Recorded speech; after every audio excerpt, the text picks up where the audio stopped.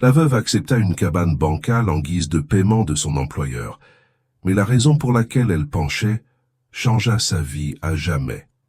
Clémence était une veuve avec 5 enfants qui mouraient de faim. Son employeur aristocrate lui offrit en guise de paiement une vieille cabane branlante dont personne ne voulait. Une bâtisse si penchée qu'elle semblait sur le point de s'effondrer, que tous disaient « maudite ». Mais lorsqu'elle découvrit pourquoi la structure était si penchée, lorsqu'elle ouvrit la pièce verrouillée qui la faisait pencher d'un côté, elle comprit qu'elle avait reçu bien plus qu'un toit, et désormais elle devrait défendre au péril de sa vie ce que la générosité lui avait offert. Dites-nous en commentaire de quelle ville vous regardez. Passons à l'histoire. Le jour où Clémence Dufour a vu son mari Théo s'effondrer au milieu de l'atelier de restauration, la main pressée contre sa tête et les yeux grands ouverts de douleur, elle a su que sa vie venait de se briser en 1000 morceaux. Il n'y avait pas le temps pour les adieux. Il n'y a pas eu de dernier mot. Juste le bruit sourd de son corps contre le parquet ciré, son cri étouffé, puis le silence sépulcral qui s'installa dans sa maison comme un fantôme permanent. Un anévrisme cérébral, ont dit les médecins, instantané. Sans prévenir, aucune chance. Théo avait 41 ans, Clémence, 36, et 5 enfants à nourrir, Julien, 15 ans, Anaïs, 12 ans, les jumeaux Léo et Hugo, 10 ans, et la petite Chloé qui venait d'avoir 3 ans la semaine précédente. Les premiers mois furent une descente aux enfers. L'atelier ferma. Les dettes s'accumulèrent. Les créanciers frappèrent à la porte, exigeant des paiements que Clémence ne pouvait honorer. Elle vendit les outils de Théo, les quelques meubles en bon état qu'il possédait, et même son alliance. Mais rien n'y fit. Beaune, la ville bourguignonne historique où il avait vécu toute sa vie, lui parut soudain hostile et froide. Ses vieux amis le regardaient avec pitié, ou pire, avec un mépris à peine dissimulé. Pauvre Clémence, il murmurait sur la place du marché. Comment allez-vous subvenir aux besoins de ces 5 enfants toute seule? Avez-vous déjà réfléchi à ce que signifie tout perdre en une seule journée? Pas seulement l'argent, mais aussi la dignité, l'espoir, l'avenir. Clémence était sur le point de le découvrir. Un après-midi d'octobre, le ventre vide et les enfants pleurant de faim à la maison, Clémence se rendit à pied au château de Montclair, sur les hauteurs de la ville. C'était un immense domaine, presque en ruine, qui appartenait à Madame Geneviève Montclair, une aristocrate veuve, connue dans toute la région pour sa fortune et son caractère difficile. Il disait qu'elle était veuve elle aussi, même si cela faisait plus de 20 ans. Il disait qu'elle était dure comme la pierre et froide comme la glace, mais il disait aussi qu'elle gagnait bien sa vie. Clémence frappa à la porte de service, les mains tremblantes. Une femme d'un certain âge, au visage sévère, ouvrit la porte et l'examina de la tête aux pieds avec suspicion. « Que veux-tu? Je suis venu vous demander si vous aviez besoin d'aide, » dit Clémence en ravalant sa fierté, comme si elle avait été pilée. « Je peux faire le ménage, la cuisine, tout ce qu'il faut. J'ai 5 enfants et... » « Attendez ici, » l'interrompit la femme en lui claquant la porte au nez. Clémence attendait sous un soleil de plomb, sentant la sueur ruisseler dans son dos et la honte lui brûler les joues. Près d'1 heure plus tard, la porte s'ouvrit de nouveau. Cette fois, c'était quelqu'un d'autre. Une femme de grande taille, d'environ 65 ans, vêtue d'une élégance sobre. Ses cheveux argentés étaient coiffés en un chignon impeccable. Ses yeux bleus et perçants semblaient pouvoir lire tous les secrets que Clémence s'efforçait de dissimuler. « Vous êtes la veuve de Théo Dufour, » dit-il sans ambages. Ce n'était pas une question. « Oui, madame. »« Combien d'enfants avez-vous » ?« 5, madame. »« Et quel âge a l'enfant » ?« 3 ans, madame. » Madame Geneviève resta silencieuse, le temps d'un long moment qui lui parut une éternité. Puis elle hocha légèrement la tête. « J'ai besoin de quelqu'un pour faire le ménage, cuisiner et entretenir la grande maison. Le travail est dur, les horaires sont longs. Je ne tolère ni la paresse ni les excuses. Êtes-vous capable de gérer cela ?»« Oui, madame, » répondit Clémence sans hésiter, bien qu'elle n'eût aucune idée de comment elle s'y prendrait avec Chloé. « Je peux gérer tout ce qu'il faudra. La rémunération est correcte. Vous commencez demain à 6 heures du matin. Ne soyez pas en retard. Et c'est tout. » Madame Geneviève ferma la porte, et Clémence rentra chez elle en courant presque, le cœur battant si fort qu'elle pensait qu'il allait lui sortir de la poitrine. Ce soir-là, pour la première fois depuis des mois, il put acheter du pain et du lait pour ses enfants. Il les regarda manger, partagé entre le soulagement et une profonde tristesse qui lui serra la gorge. Mais dans la ville, les langues ont bientôt commencé à circuler. Clémence Dufour, la respectable veuve, travaille désormais comme femme de chambre chez le millionnaire. Quel dommage! Quelle chute!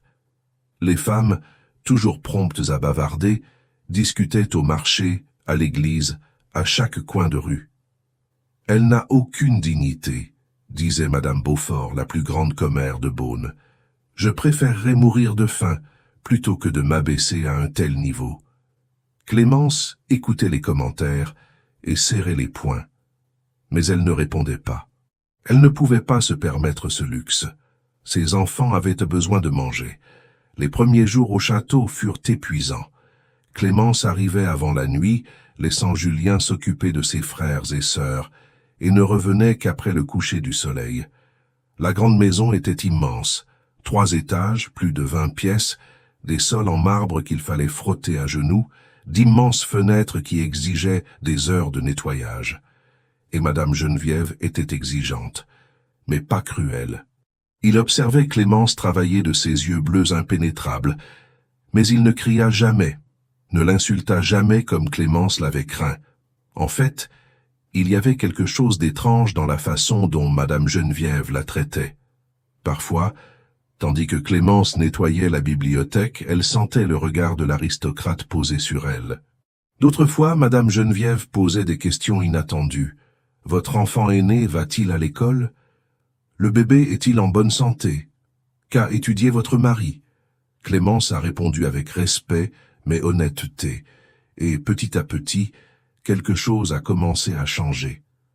Madame Geneviève commença à donner à Clémence les vêtements qu'elle ne portait plus, les vieux jouets de son fils à Chloé, et des livres à Julien. De petits gestes que Clémence accueillait avec une immense gratitude. Pouvez-vous imaginer ce que c'est que de travailler 14 heures par jour, de rentrer chez soi avec des courbatures et d'avoir malgré tout l'impression qu'il y a enfin une lumière au bout du tunnel.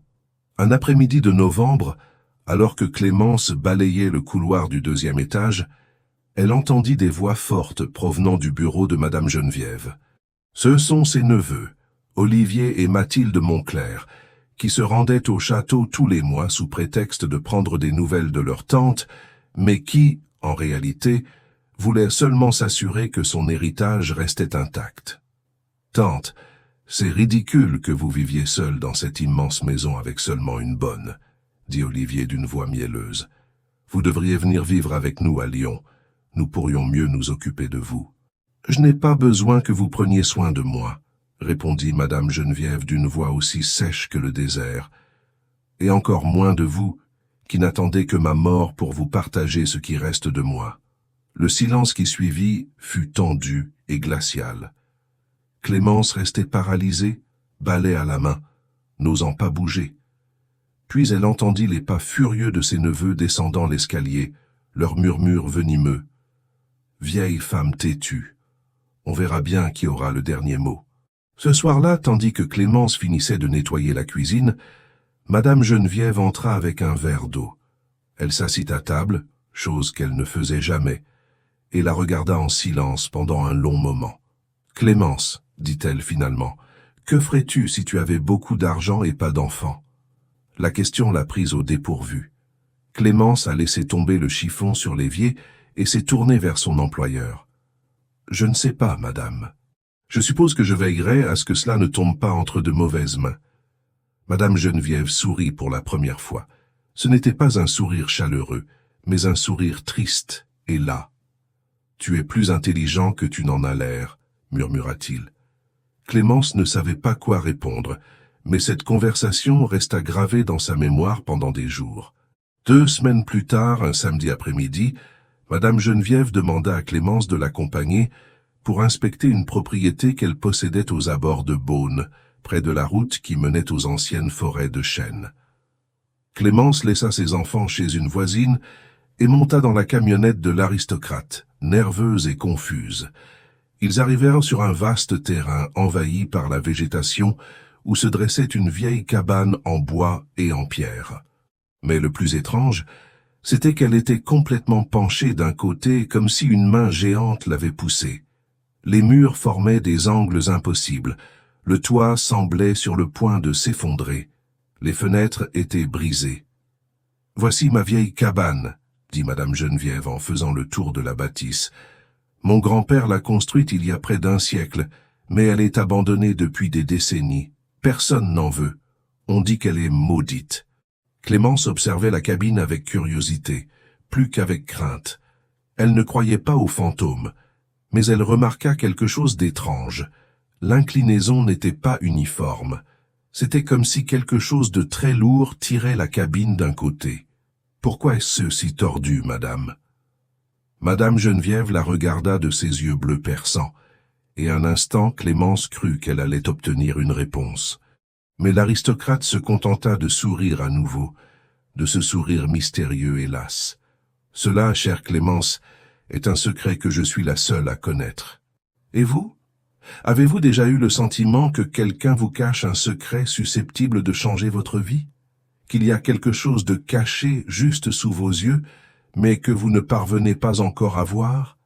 Ils retournèrent au château en silence, mais Clémence ne pouvait s'empêcher de penser à cette cabane tordue et aux paroles de Madame Geneviève. Il y avait quelque chose de caché là-bas, quelque chose d'important. Et sans savoir pourquoi, elle sentait que ce secret allait changer sa vie à jamais. La réponse viendrait bien plus tôt qu'elle ne l'imaginait. Car 3 jours plus tard, un mardi après-midi, le fils de Madame Geneviève arriverait de Paris avec sa femme et son jeune fils. Et ce petit garçon de 6 ans, espiègle et curieux, s'approcherait un peu trop près du bord du lac artificiel des jardins du château. Et lorsqu'elle tomberait à l'eau en hurlant et en agitant désespérément les bras, ce serait Clémence qui serait à proximité. C'est Clémence qui va devoir prendre la décision la plus importante de sa vie en une fraction de seconde. Mardi matin, une chaleur étouffante annonçait un orage. Clémence arriva au château à 6 heures précises, comme d'habitude, mais trouva la maison dans un état d'agitation inhabituel. Madame Geneviève était dans la cuisine et donnait des ordres à Sylvie, la jeune femme qui aidait à préparer le repas. « Mon fils arrive de Paris aujourd'hui », annonça Madame Geneviève sans lever les yeux de la liste qu'elle rédigeait. « Il amène sa femme, Isabelle, et mon petit-fils, Antoine. Je veux que tout soit impeccable. La chambre parentale au 2e étage doit briller de 1000 feux, draps frais, serviettes propres, fleurs fraîches dans la salle de bain. » Clémence hocha la tête et se mit immédiatement au travail. Elle avait entendu parler du fils de Madame Geneviève, Philippe Monclerc, mais ne l'avait jamais rencontré. D'après Sylvie, c'était un avocat brillant, qui ne rendait presque jamais visite à sa mère, trop occupé par ses affaires et sa vie londonienne. « Madame Geneviève est nerveuse quand il vient », confia Sylvie, pendant qu'elle préparait la chambre. « Je crois que ça la blesse que son fils lui rende si peu visite. Il ne vient que par obligation, vous savez, pas comme nous qui sommes là tous les jours. » Clémence ne répondit pas, mais elle garda cette information précieusement dans son cœur. Je connaissais cette douleur, celle d'aimer quelqu'un qui ne partage pas cet amour avec la même intensité. Philippe et sa famille sont arrivés vers 3 heures de l'après-midi à bord d'une Audi noire qui soulevait un nuage de poussière sur le chemin de gravier. Clémence les aperçut depuis la fenêtre du 2e étage. Un homme d'environ 38 ans, grand et beau, vêtu de vêtements chers mais décontractés. Sa femme, une femme mince aux cheveux teints en blond et portant d'énormes lunettes noires. Et le garçon, Antoine, un garçon de 6 ans aux cheveux noirs et bouclés qui sauta de la voiture avant qu'elle ne soit complètement arrêtée. « Antoine, tais-toi » cria Isabelle d'une voix sèche et furieuse. Tu vas te faire mal. » Mais le garçon courait déjà vers la maison, riant et criant comme si le monde entier était son parc d'attractions. Madame Geneviève sortit pour les accueillir avec un sourire crispé. Clémence descendit discrètement l'escalier pour ne pas les déranger, mais Madame Geneviève la rappela. « Clémence, viens, je veux que tu rencontres ma famille. » Clémence s'approcha, les mains jointes devant son tablier, sentant les regards scrutateurs de Philippe et d'Isabelle posés sur elle. « C'est Clémence Dufour, » dit Madame Geneviève d'un ton presque fier. « Elle travaille avec moi depuis 2 mois. C'est une femme exceptionnelle. »« Enchantée, » murmura Clémence en hochant légèrement la tête. Philippe répondit poliment à la salutation, mais Isabelle lui jeta à peine un regard avant de se tourner vers sa belle-mère. « Mère Geneviève, il fait une chaleur insupportable. Vous n'avez pas la climatisation dans cette maison ?»« La climatisation est dans les chambres, » répondit Madame Geneviève avec une patience forcée.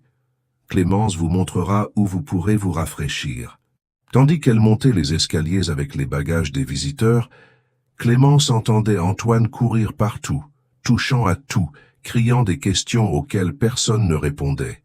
Le garçon avait cette énergie débordante propre aux enfants, qui n'ont jamais connu de limite. Le reste de l'après-midi se déroula dans une atmosphère tendue. Pendant le dîner servi par Clémence dans le grand hall, Philippe et Isabelle adressèrent à peine la parole à Madame Geneviève. Les conversations étaient superficielles, ponctuées de silences gênants. Antoine ne tenait pas en place une minute, se levant constamment pour courir autour de la table ou tirer sur la nappe. « Antoine, assieds-toi » dit Isabelle sans conviction, sans même le regarder. Madame Geneviève observait son petit-fils avec un mélange d'amour et de tristesse. Clémence le remarqua en débarrassant la table. L'aristocrate tendit la main vers le garçon qui passait, mais Antoine l'esquiva et continua sa course. La douleur dans les yeux de Madame Geneviève était comme un coup de poignard pour Clémence. Avez-vous déjà remarqué que parfois les personnes les plus riches sont aussi les plus seules, que l'argent ne peut acheter ni l'étreinte d'un petit enfant, ni le respect d'un enfant? Après le dîner, Philippe et Isabelle se retirèrent dans leur chambre, prétextant être fatigués du voyage. Antoine, en revanche, débordait d'énergie. Madame Geneviève lui a suggéré d'aller jouer dans le jardin où il y avait plus d'espace. Le garçon s'est enfui sans attendre de réponse. « Clémence » appela Madame Geneviève lorsqu'elle eut fini de faire la vaisselle. « Va dehors surveiller le garçon. Je ne suis pas sûr que ses parents fassent attention. » Clémence sortit dans le jardin avec un nœud à l'estomac. Le soleil commençait à se coucher, teintant le ciel d'orange et de violet. Antoine courait entre les arbres, poursuivant des papillons imaginaires et criant à plein poumon. Clémence le suivait à distance de sécurité, prête à intervenir si nécessaire. Le jardin du château était immense, avec des pelouses parfaitement entretenues, des rosiers anciens et en arrière-plan près de la limite de la propriété, un lac artificiel que le grand-père de Madame Geneviève avait fait construire des décennies auparavant. Le lac mesurait une 20aine de mètres de diamètre et était entouré de saules pleureurs. À la lueur du crépuscule, l'eau paraissait sombre et profonde. Antoine courut vers le lac comme attiré par un aimant. Clémence accéléra le pas. « Antoine, ne t'approche pas trop de l'eau, » dit-elle d'une voix ferme mais douce. Le garçon jeta un coup d'œil par-dessus son épaule et sourit de ce sourire malicieux que tous les enfants arborent lorsqu'ils savent qu'ils sont sur le point de faire quelque chose d'interdit. Puis, il continua à courir, se rapprochant de plus en plus du bord. « Antoine, arrête !» insista Clémence d'une voix désormais urgente. Mais le garçon s'accroupit au bord de l'eau, fasciné par quelque chose qui flottait à la surface. Clémence se trouvait à 5 mètres de là lorsqu'elle a vu ce qui allait se produire. Une fraction de seconde avant que cela n'arrive. Antoine se pencha trop. Il perdit l'équilibre. Ses bras s'agitèrent dans le vide, cherchant désespérément quelque chose à quoi se raccrocher. Puis il tomba à l'eau dans un bruit sourd qui résonna dans le silence du crépuscule comme un coup de feu. Clémence ne réfléchit pas. Elle ne calcula pas. Elle ne douta pas un seul instant. Il s'est jeté dans le lac avec tout ce qu'il avait. Vêtements, chaussures, le poids du monde sur ses épaules. L'eau était glaciale, plus profonde qu'elle n'y paraissait. Il s'enfonça jusqu'au fond, sentant la boue froide sous ses pieds, avant de se hisser hors de l'eau. Ses yeux brûlaient à cause de la saleté, mais il parvint à distinguer la petite silhouette d'Antoine qui s'enfonçait, ses petits bras s'agitant faiblement, la bouche ouverte dans un cri silencieux. Clémence nagea vers lui de toutes les forces qui lui restaient. Il attrapa le garçon par la taille, juste au moment où celui-ci allait abandonner, le serra contre sa poitrine et donna des coups de pied, luttant contre le poids de l'eau qui trempait ses vêtements et les faisait glisser. Chaque mouvement était une torture. Ses poumons réclamèrent de l'air. Ses muscles tremblaient d'épuisement, mais elle n'a pas abandonné. Elle refit surface avec Antoine dans les bras, toussant et crachant de l'eau. Le petit garçon pleurait de terreur, s'accrochant à elle avec une force surprenante pour quelqu'un d'aussi petit. Clémence nagea vers le rivage, chaque mouvement plus difficile que le précédent, jusqu'à ce que finalement ses mains touchent l'herbe. Elle se traîna hors du lac, le garçon toujours serré contre sa poitrine, tremblant de tous ses membres, trempé jusqu'aux os. Antoine toussait et pleurait, mais il était vivant. Je respirais. En écoutant cette histoire, demandez-vous, auriez-vous fait la même chose? Auriez-vous risqué votre vie pour un enfant que vous connaissez à peine, pour l'enfant de gens qui remarquent à peine votre existence? Clémence a allongé Antoine sur l'herbe et a vérifié sa bouche pour s'assurer qu'il n'y avait pas d'eau emprisonnée à l'intérieur. Le garçon la regarda avec ses grands yeux, remplis de larmes et de peur. « C'est fini !» murmura Clémence en caressant ses cheveux mouillés. « Tu es en sécurité maintenant. Tout est fini. » Les cris ont retenti un instant plus tard. Madame Geneviève s'enfuit de la maison à une vitesse que Clémence n'aurait jamais cru possible pour une femme de son âge. Derrière elle arrivaient Philippe et Isabelle, le visage déformé par la panique. « Antoine !» s'écria Isabelle, en tombant à genoux près de son fils et en l'arrachant des bras de Clémence. « Mon bébé, mon bébé !» Philippe s'agenouilla lui aussi, examinant son fils d'une main tremblante. Madame Geneviève, quant à elle, regardait Clémence droit dans les yeux. Ses yeux bleus étaient remplis de larmes. « Tu l'as sauvé !» murmura l'aristocrate. « Tu l'as sauvé !» Clémence ne put répondre. Soudain, toute l'adrénaline qui l'avait soutenue s'évapora, et elle se mit à trembler de façon incontrôlable. Madame Geneviève l'enveloppa dans son propre châle et l'aida à se relever. « Sylvie !» cria Madame Geneviève en direction de la maison. « Apporte des couvertures et de l'eau chaude, vite !» Ce soir-là, après qu'Antoine eut été emmené à l'hôpital par précaution et qu'il fut revenu en parfaite santé, et après que Clémence eut changé de vêtements et bu du thé chaud jusqu'à ce qu'elle cesse de frissonner, Madame Geneviève la convoqua dans son bureau. L'aristocrate était assise derrière son bureau en acajou, les mains jointes et le regard perdu quelque part sur le mur. Lorsque Clémence entra, Madame Geneviève leva les yeux. Ses yeux étaient rouges comme si elle avait pleuré. « Asseyez-vous » dit-il doucement. Clémence obéit, se sentant étrangement nerveuse. Madame Geneviève prit une profonde inspiration, comme si elle rassemblait son courage pour quelque chose de très difficile. « Clémence, tu as risqué ta vie pour mon petit-fils, un enfant que tu connaissais à peine. Tu t'es jeté à l'eau sans réfléchir, sans rien demander en retour. Et ça, sa voix se brisa. Ça, je ne l'oublierai jamais, et encore moins ne te le rendrai. Madame, vous n'avez rien à me payer, répondit Clémence honnêtement. N'importe qui aurait fait pareil. Non, dit fermement Madame Geneviève, pas n'importe qui. La plupart des gens auraient crié au secours, ils auraient hésité. Vous n'avez pas hésité une seule seconde. Il se leva et se dirigea vers la fenêtre. Clémence, cela fait des mois que je t'observe. J'ai vu comment tu travailles sans te plaindre. Comment tu t'humilies devant les commères du village la tête haute. Comment tu aimes tes enfants de tout ton être. Et aujourd'hui, tu as confirmé ce que je savais déjà. Tu es une femme extraordinaire. Clémence sentait les larmes menacées de couler, mais elle les retint. Madame Geneviève retourna à son bureau et prit un dossier dans un tiroir. Elle l'ouvrit et en sortit plusieurs documents. « Te souviens-tu de la cabane tordue que je t'ai montrée il y a 2 semaines ?» Clémence hocha la tête, perplexe. « Ce chalet est à vous, maintenant. Je vous le donne en signe de gratitude. Les titres de propriété sont ici. Demain, nous irons chez le notaire pour effectuer le transfert officiel. » Clémence était sans voix. La cabane tordue, cette vieille bâtisse penchée et abandonnée. Ce n'était pas grand-chose, mais c'était infiniment plus que tout ce qu'elle possédait.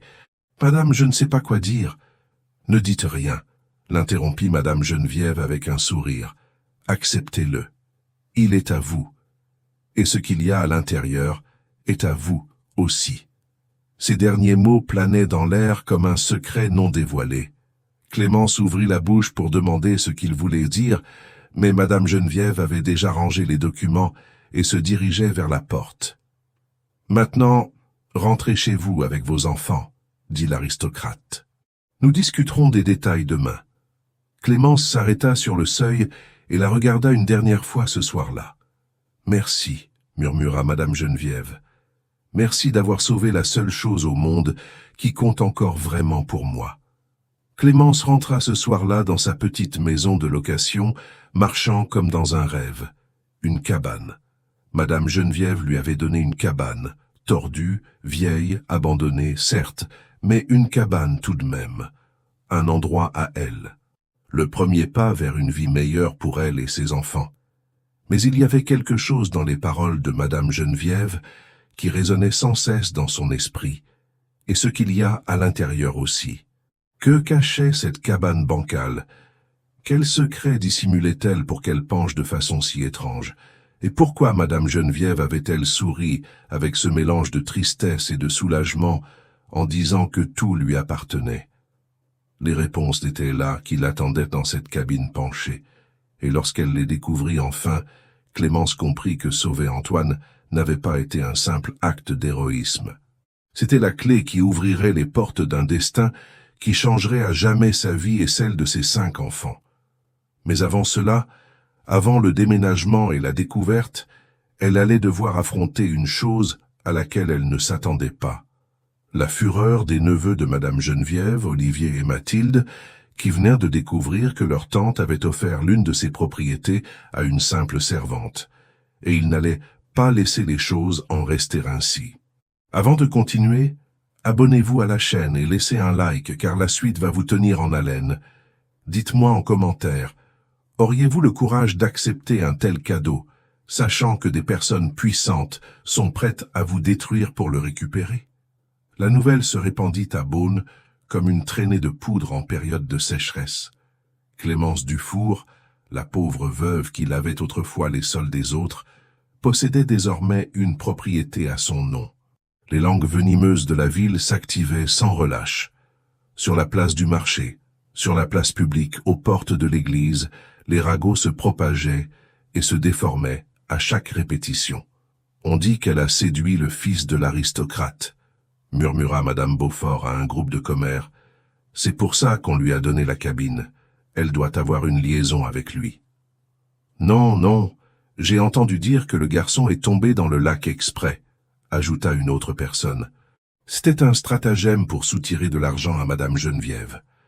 Clémence entendait les rumeurs lorsqu'elle allait acheter du pain ou lorsqu'elle récupérait ses enfants à l'école. Chaque mot était comme une gifle, mais cela ne la dérangeait plus autant qu'avant.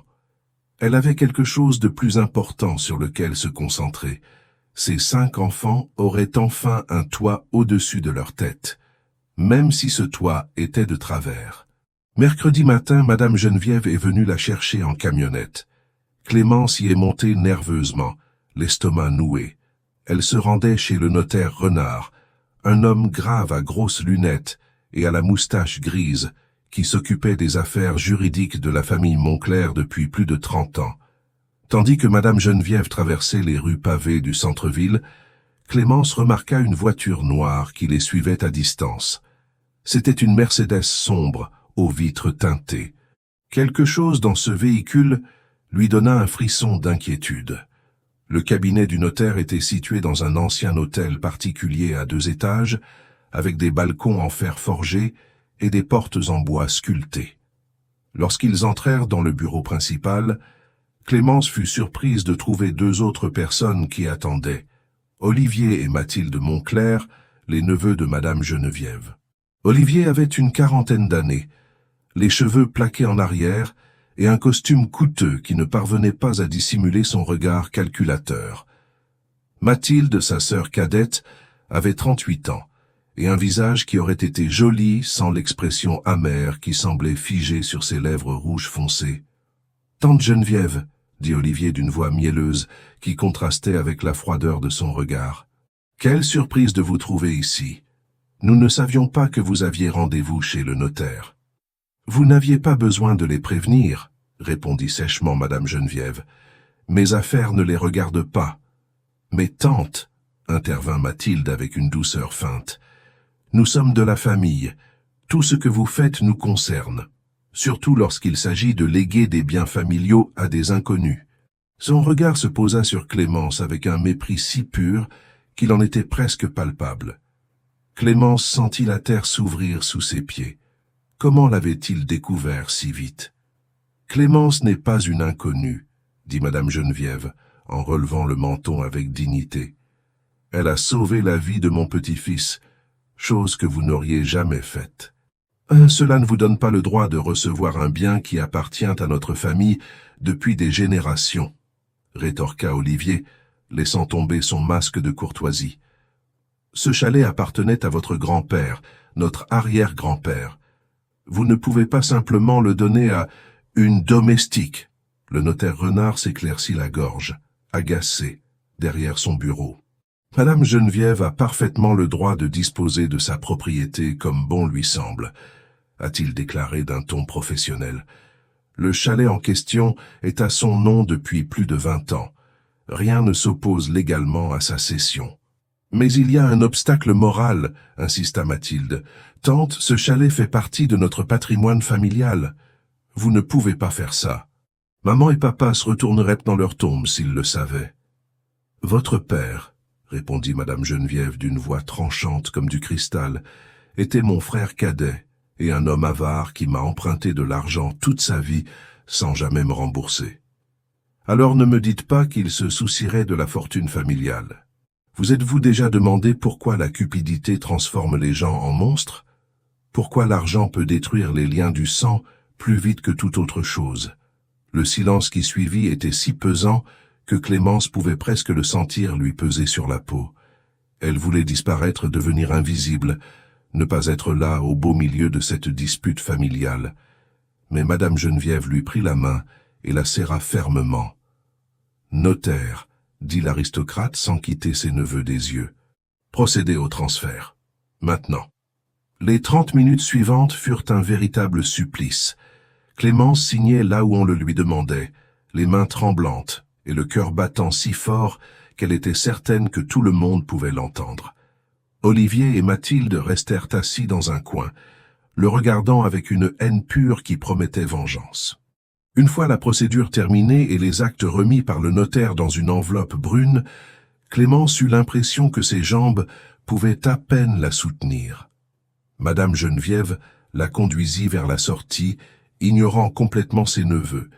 Mais juste au moment où ils atteignirent la porte, Olivier parla d'une voix basse et menaçante.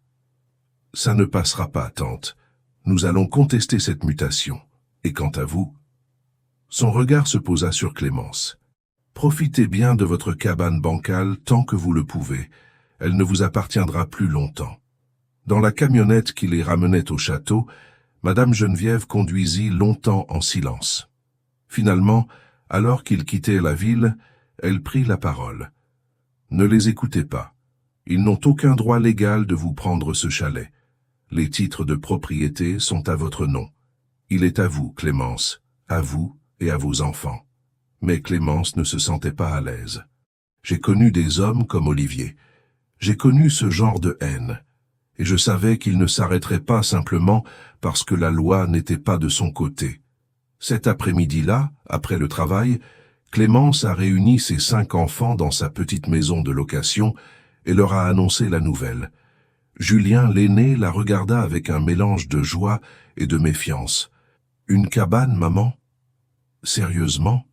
Vraiment, mon amour. Elle est vieille et un peu bancale, mais elle est à nous. Nous avons enfin notre propre chez nous. Les jumeaux Léo et Hugo ont crié de joie. Anaïs et la petite Chloé ont serré leur mère dans leurs bras en pleurant de bonheur. Ils passèrent les 3 jours suivants à préparer le déménagement. Ils n'avaient pas grand-chose à emporter, des vêtements, quelques casseroles, les jouets usés des enfants, des cahiers d'école. Mais chaque objet leur paraissait plus léger maintenant qu'ils savaient qu'ils l'emportaient chez eux. Tôt samedi matin, ils sont arrivés à la cabane tordue avec l'aide d'un voisin qui possédait une camionnette. Les enfants ont sauté du véhicule et sont restés là, devant la propriété, la bouche ouverte. La cabane était encore plus étrange que dans les souvenirs de Clémence. Toute la structure penchait vers l'est, comme si une force incroyablement lourde la tirait dans cette direction. Le toit de tuiles rouges était partiellement affaissé. Les murs de pierre présentaient de profondes fissures. Les fenêtres en bois étaient gonflées d'humidité. Le porche d'entrée formait une courbe impossible. Autour de la cabane, le terrain était recouvert d'une végétation dense et d'arbres sauvages qui n'avaient pas été taillés depuis des décennies. « Maman » murmura Anaïs en prenant la main de Clémence. « On va vraiment vivre ici ?»« Oui, mon amour. Et nous allons le réparer petit à petit. Tu verras, ce sera magnifique. » Mais au fond d'elle, Clémence ressentit un pincement au cœur. Comment allait-elle rendre cet endroit habitable?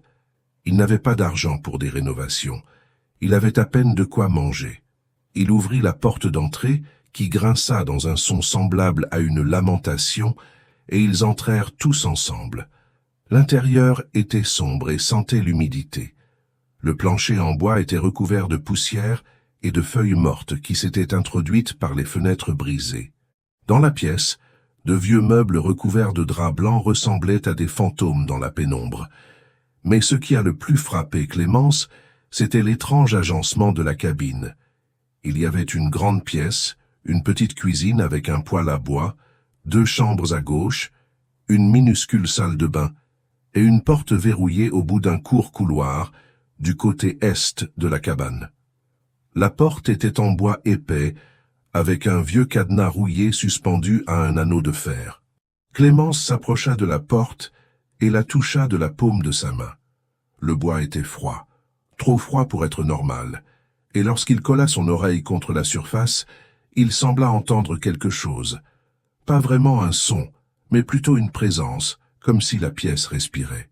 « Maman, qu'est-ce qu'il y a là-dedans » demanda Julien en s'approchant avec curiosité. « Je ne sais pas. C'est verrouillé. »« On peut ouvrir ?» Clémence observa le cadenas.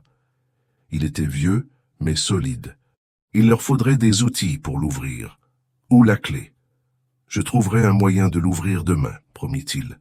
« Maintenant, aidez-moi à nettoyer. Nous avons beaucoup de travail. » Ils ont passé toute la journée à balayer, à frotter, à enlever les draps des vieux meubles et à ouvrir les fenêtres pour faire entrer de l'air frais. Les enfants travaillaient avec une énergie surprenante, chantant et riant malgré leur épuisement. Pour eux, c'était une aventure, un nouveau départ. Au coucher du soleil, Clémence prépara un dîner simple avec les provisions qu'elle avait apportées, des haricots rouges, du pain réchauffé sur le poêle à bois et du fromage. Ils mangèrent assis par terre dans le salon, comme pour un pique-nique. Et pour la première fois depuis longtemps, Clémence ressentit quelque chose qui ressemblait à la paix. Ce soir-là, ils installèrent les enfants dans les 2 chambres, partageant de vieux matelas trouvés dans un placard. Clémence resta éveillée un peu plus longtemps, assise sur la véranda branlante, à contempler les étoiles qui scintillaient au-dessus du paysage sauvage. Il pensa à Madame Geneviève, à sa générosité, au secret que recelèrent ses paroles, et ce qu'il y a à l'intérieur aussi. Il se leva et retourna vers la porte verrouillée. La pleine lune filtrait à travers les fenêtres brisées, projetant d'étranges ombres sur les murs inclinés. Clémence effleura le cadenas du bout des doigts et ressentit de nouveau ce froid surnaturel. « Que caches-tu » murmura-t-il à la porte. « Qu'est-ce qui est si lourd que toute la cabine penche vers toi ?» Il n'y eut pas de réponse, bien sûr. Seulement le silence de la nuit et le chant lointain des grillons. Mais lorsqu'elle retourna au salon pour dormir sur le vieux canapé, Clémence remarqua quelque chose qu'elle n'avait pas vu auparavant. Sur le cadre de la porte verrouillée, presque invisible dans la pénombre, se trouvait une petite inscription gravée dans le bois. Il s'approcha avec une bougie qu'il avait allumée et lut les mots effacés par le temps. « Ce que tu protèges de ta vie te protégera. Ce que vous protégez au péril de votre vie vous protégera. » Un frisson lui parcourut l'échine. Qui a sculpté cela? Le grand-père de Madame Geneviève? Et que signifiait-ce? Clémence s'apprêtait à partir lorsqu'elle entendit quelque chose qui la laissa paralysée, un bruit provenant de l'intérieur de la pièce fermée à clé. Ce n'était pas bruyant, ce n'était pas menaçant, c'était juste un léger craquement, comme du vieux bois qui se tasse, ou comme quelque chose de très lourd qui se déplace d'1 millimètre. Et puis, dans le silence qui suivit, Clémence aurait juré avoir entendu autre chose. Quelque chose qui ressemblait étrangement à une respiration profonde, lente et patiente. Comme si ce qui se trouvait dans cette pièce attendait depuis des années, des décennies. Attendait que quelqu'un arrive. Attendait que la bonne personne ouvre enfin la porte et découvre ce que Madame Geneviève avait si longtemps caché au monde. Qu'est-ce qui avait fait pencher cette cabine sous le poids du plus lourd secret de sa vie? Et vous, avez-vous déjà eu l'impression d'être sur le point de découvrir quelque chose qui allait tout changer? Cette sensation d'être au bord du précipice, sachant que le prochain pas pourrait être le plus important de votre vie? Dimanche matin, le ciel gris menaçait de pluie. Clémence se réveilla sur le vieux canapé, le corps endolori et l'esprit agité. Les bruits de la nuit précédente l'avaient empêché de bien dormir. Chaque craquement de la cabane, chaque gémissement du vieux bois lui faisait penser à cette pièce fermée à clé et à ce qui pouvait bien se cacher derrière cette porte. Elle prépara du café sur le poêle à bois et alla le boire sur la véranda pendant que les enfants dormaient encore. Sous la lumière grise du matin, le paysage paraissait différent, plus sauvage, plus abandonné. Les arbres qui entouraient la propriété étaient immenses et tortueux, leurs branches s'étirant vers le ciel comme des doigts arthritiques. La végétation atteignait presque les fenêtres de la cabane. Au loin, il pouvait apercevoir le chemin de terre qui reliait la propriété à la route principale. Il prenait sa dernière gorgée de café lorsqu'il a aperçu la voiture.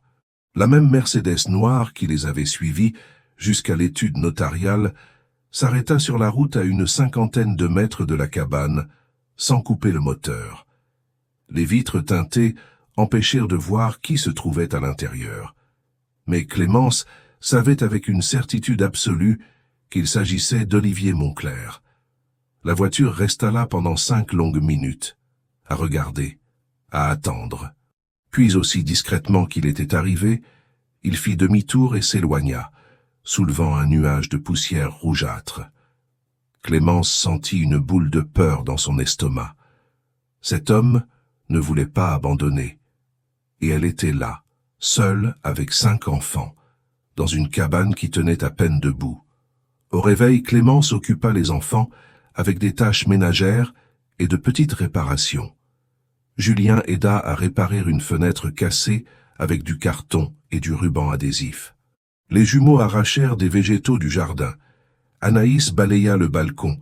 Même la petite Chloé donna un coup de main en ramassant des brindilles qu'elle mit dans un seau. Mais Clémence avait l'esprit ailleurs. Il était enfermé dans cette pièce. Son cadenas était rouillé. Il vit l'inscription gravée sur l'encadrement de la porte. Il entendit les mêmes bruits que pendant la nuit. Ce que vous protégez au péril de votre vie vous protégera. Qu'est-ce que cela signifiait? Qu'y avait-il à l'intérieur qui avait besoin d'être protégé? Ou qui pouvait la protéger? Aux alentours de midi, lorsque la pluie a enfin commencé à tomber, un visiteur inattendu est arrivé. Une camionnette blanche s'arrêta devant la cabane et Madame Geneviève en descendit, vêtue de vêtements simples mais élégants, portant un grand panier recouvert d'une couverture. « Je suis venu voir comment il s'installe », dit l'aristocrate en grimpant sur le balcon, en évitant les planches les plus bancales. et apportez quelques affaires. Le panier contenait de la nourriture, du pain frais, du fromage, du jambon, des fruits, du lait, et même un poulet rôti entier. Les enfants se serrèrent les uns contre les autres, les yeux brillants d'excitation. Clémence sentait les larmes menacées de couler. « Madame, vous n'aviez pas besoin de... »« Oui, je devais le faire, » interrompit fermement Madame Geneviève. « Et ne m'appelez pas Madame, appelez-moi Geneviève. Vous ne travaillez plus pour moi. Maintenant, vous êtes une amie. » Le mot planait dans l'air, étrange et nouveau pour tous les deux, mais aussi vrai. Madame Geneviève entra dans la cabine et l'examina d'un œil critique. Arrivée au couloir menant à la porte verrouillée, elle s'arrêta. Son visage se fit grave. « Avez-vous essayé de l'ouvrir » demanda-t-il sans quitter la porte des yeux. « Je n'ai pas la clé, et le cadenas est très vieux. Il me faudrait des outils pour le casser. » Madame Geneviève plongea la main dans la poche de son manteau et en sortit une petite clé noircie par le temps.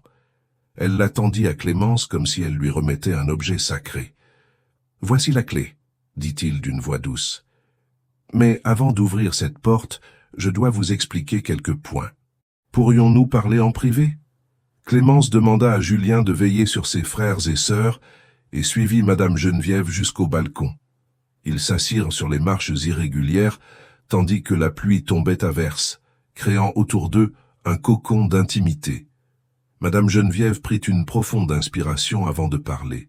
« Mon grand-père, Armand Monclerc, a construit cette cabane il y a près de 100 ans. C'était un homme très riche, mais aussi très prudent. Il ne faisait pas confiance aux banques. En fait, il ne faisait confiance à personne.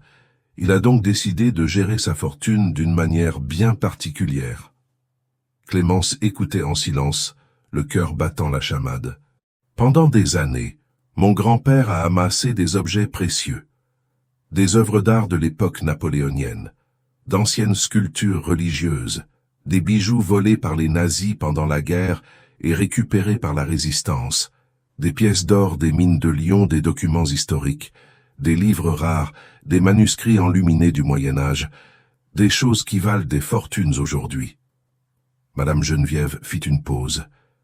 Il gardait tout dans cette pièce. Et le poids de tous ces objets, après des décennies, est ce qui a fait pencher la cabine de cette façon. En France, pendant la Seconde Guerre mondiale, de nombreux résistants ont caché des trésors volés par les nazis, espérant pouvoir un jour les restituer à leurs propriétaires légitimes. Mais beaucoup de ces propriétaires ne sont jamais revenus, et les trésors sont restés cachés, en attente.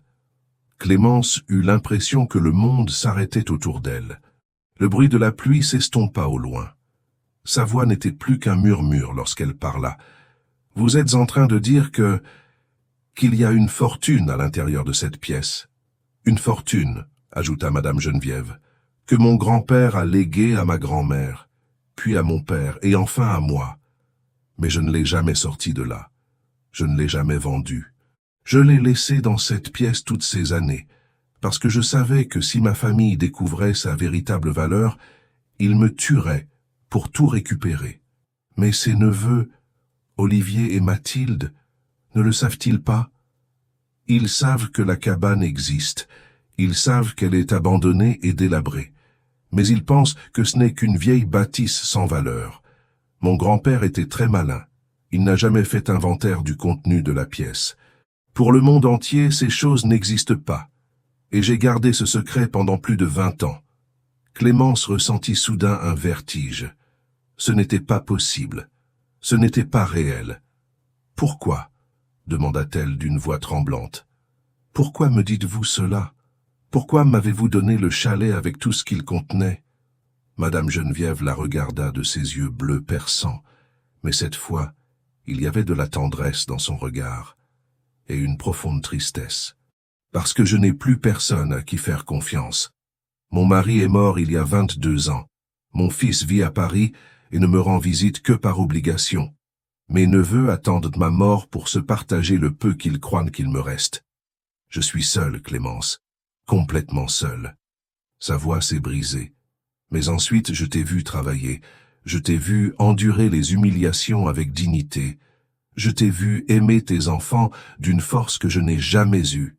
Et quand tu t'es jeté dans ce lac sans réfléchir pour sauver mon petit-fils, j'ai su que tu étais la bonne personne, la seule personne qui le méritait.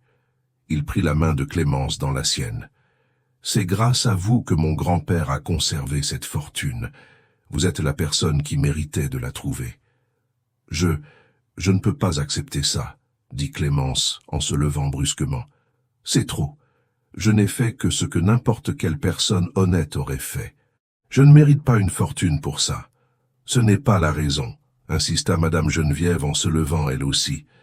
C'est à cause de qui vous êtes, à cause de la façon dont vous avez vécu votre vie, même dans les pires épreuves, et parce que je sais que vous utiliserez cette fortune à bon escient, pour vos enfants, pour leur offrir la vie qu'ils méritent. Clémence voulait protester, elle voulait refuser, mais les mots ne sortaient pas. Car au fond d'elle, elle savait que cette opportunité était un miracle, une seconde chance que la vie lui offrait après tant de souffrances. Madame Geneviève plaça la clé dans la paume de sa main et referma les doigts de Clémence autour. « Ouvre la porte quand tu seras prêt. Tu n'as rien à décider maintenant. Mais sache que tout ce qui se trouve à l'intérieur t'appartient légalement. L'acte de propriété du chalet inclut son contenu. Il est protégé par des lois successorales inviolables. Pas même mes neveux, malgré tous leurs efforts. Et vous?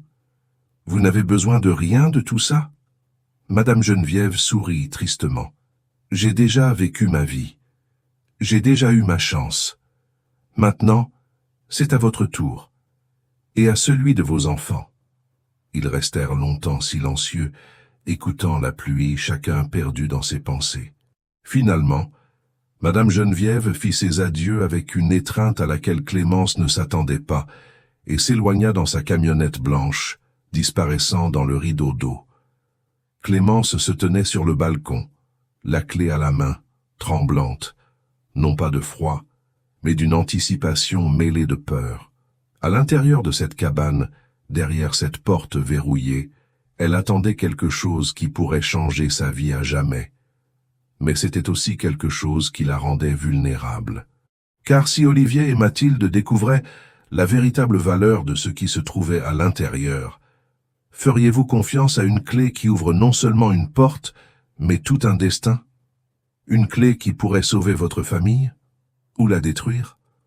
Ce soir-là, après un dîner simple et avoir couché les enfants, Clémence se tenait devant la porte verrouillée, la clé à la main. Le chalet était plongé dans un silence absolu, hormis le tambourinement incessant de la pluie sur le toit et le craquement occasionnel du bois. Il tendit la main vers le cadenas. La clé glissa dans la serrure, comme si elle avait attendu ce moment pendant des décennies. Elle tourna avec un clic métallique qui résonna dans le couloir comme un coup de feu. Le cadenas s'est ouvert. Clémence le prit d'une main tremblante et le laissa tomber au sol. Elle posa la main sur la poignée de porte. Elle était froide. Il prit une profonde inspiration. Une fois, 2 fois, 3 fois. Puis il a poussé. La porte s'ouvrit lentement dans un long grincement lancinant. L'obscurité à l'intérieur était totale. Clémence ne voyait rien au-delà du seuil. Juste l'obscurité et cette odeur étrange, un mélange de vieux papier, de vieux bois et d'autres choses que je n'arrivais pas à identifier. Il chercha à tâtons l'interrupteur près de la porte, mais ne le trouva pas, évidemment. Cette cabane était très vieille. Il n'y avait pas d'électricité dans cette pièce. Il me faudrait des bougies, ou une lampe de poche, quelque chose pour éclairer cet espace resté fermé si longtemps. Il s'apprêtait à fermer la porte lorsqu'il vit quelque chose qui lui glaça le sang. Dans l'obscurité totale de la pièce, quelque chose brillait. Ce n'était pas grand-chose, juste un léger scintillement, comme la lumière se reflétant sur une surface polie. Mais c'était là, et cela semblait bouger légèrement, comme si cela respirait. Clémence recula d'un pas, tous les poils de son corps se hérissant. Et puis, venant des profondeurs de cette pièce obscure, elle entendit un son irréel, un son qui la laissa complètement paralysée. Le cliquetis délicat du métal contre le métal, comme des pièces de monnaie qui tombent, ou des chaînes qui se déplacent, ou quelque chose de lourd qui se remet en place après avoir été dérangé. Et sous ce son presque imperceptible, autre chose, un murmure.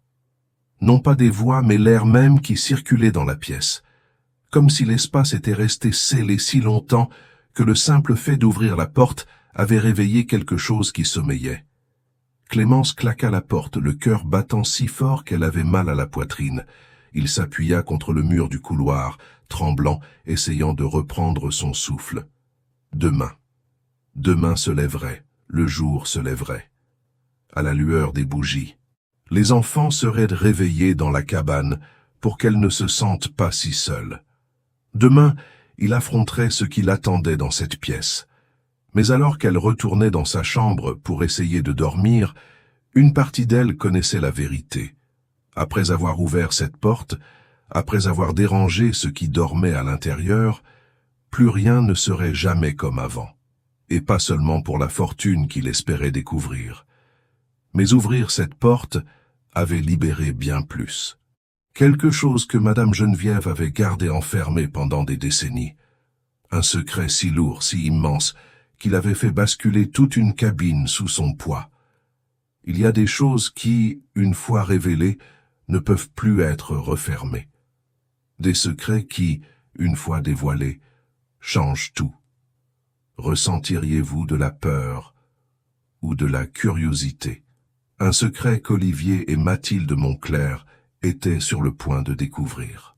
Car à ce moment précis, tandis que Clémence tentait en vain de trouver le sommeil, la Mercedes noire se gara de nouveau sur le chemin de terre, et Olivier était à l'intérieur, parlant au téléphone d'une voix basse et pressante, donnant des instructions précises à son interlocuteur. Des instructions qui mentionnaient cette cabane tordue, et une veuve qui ignorait tout du danger qui approchait.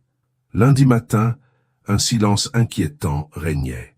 La pluie avait cessé pendant la nuit, laissant le sol détrempé et l'air lourd d'humidité.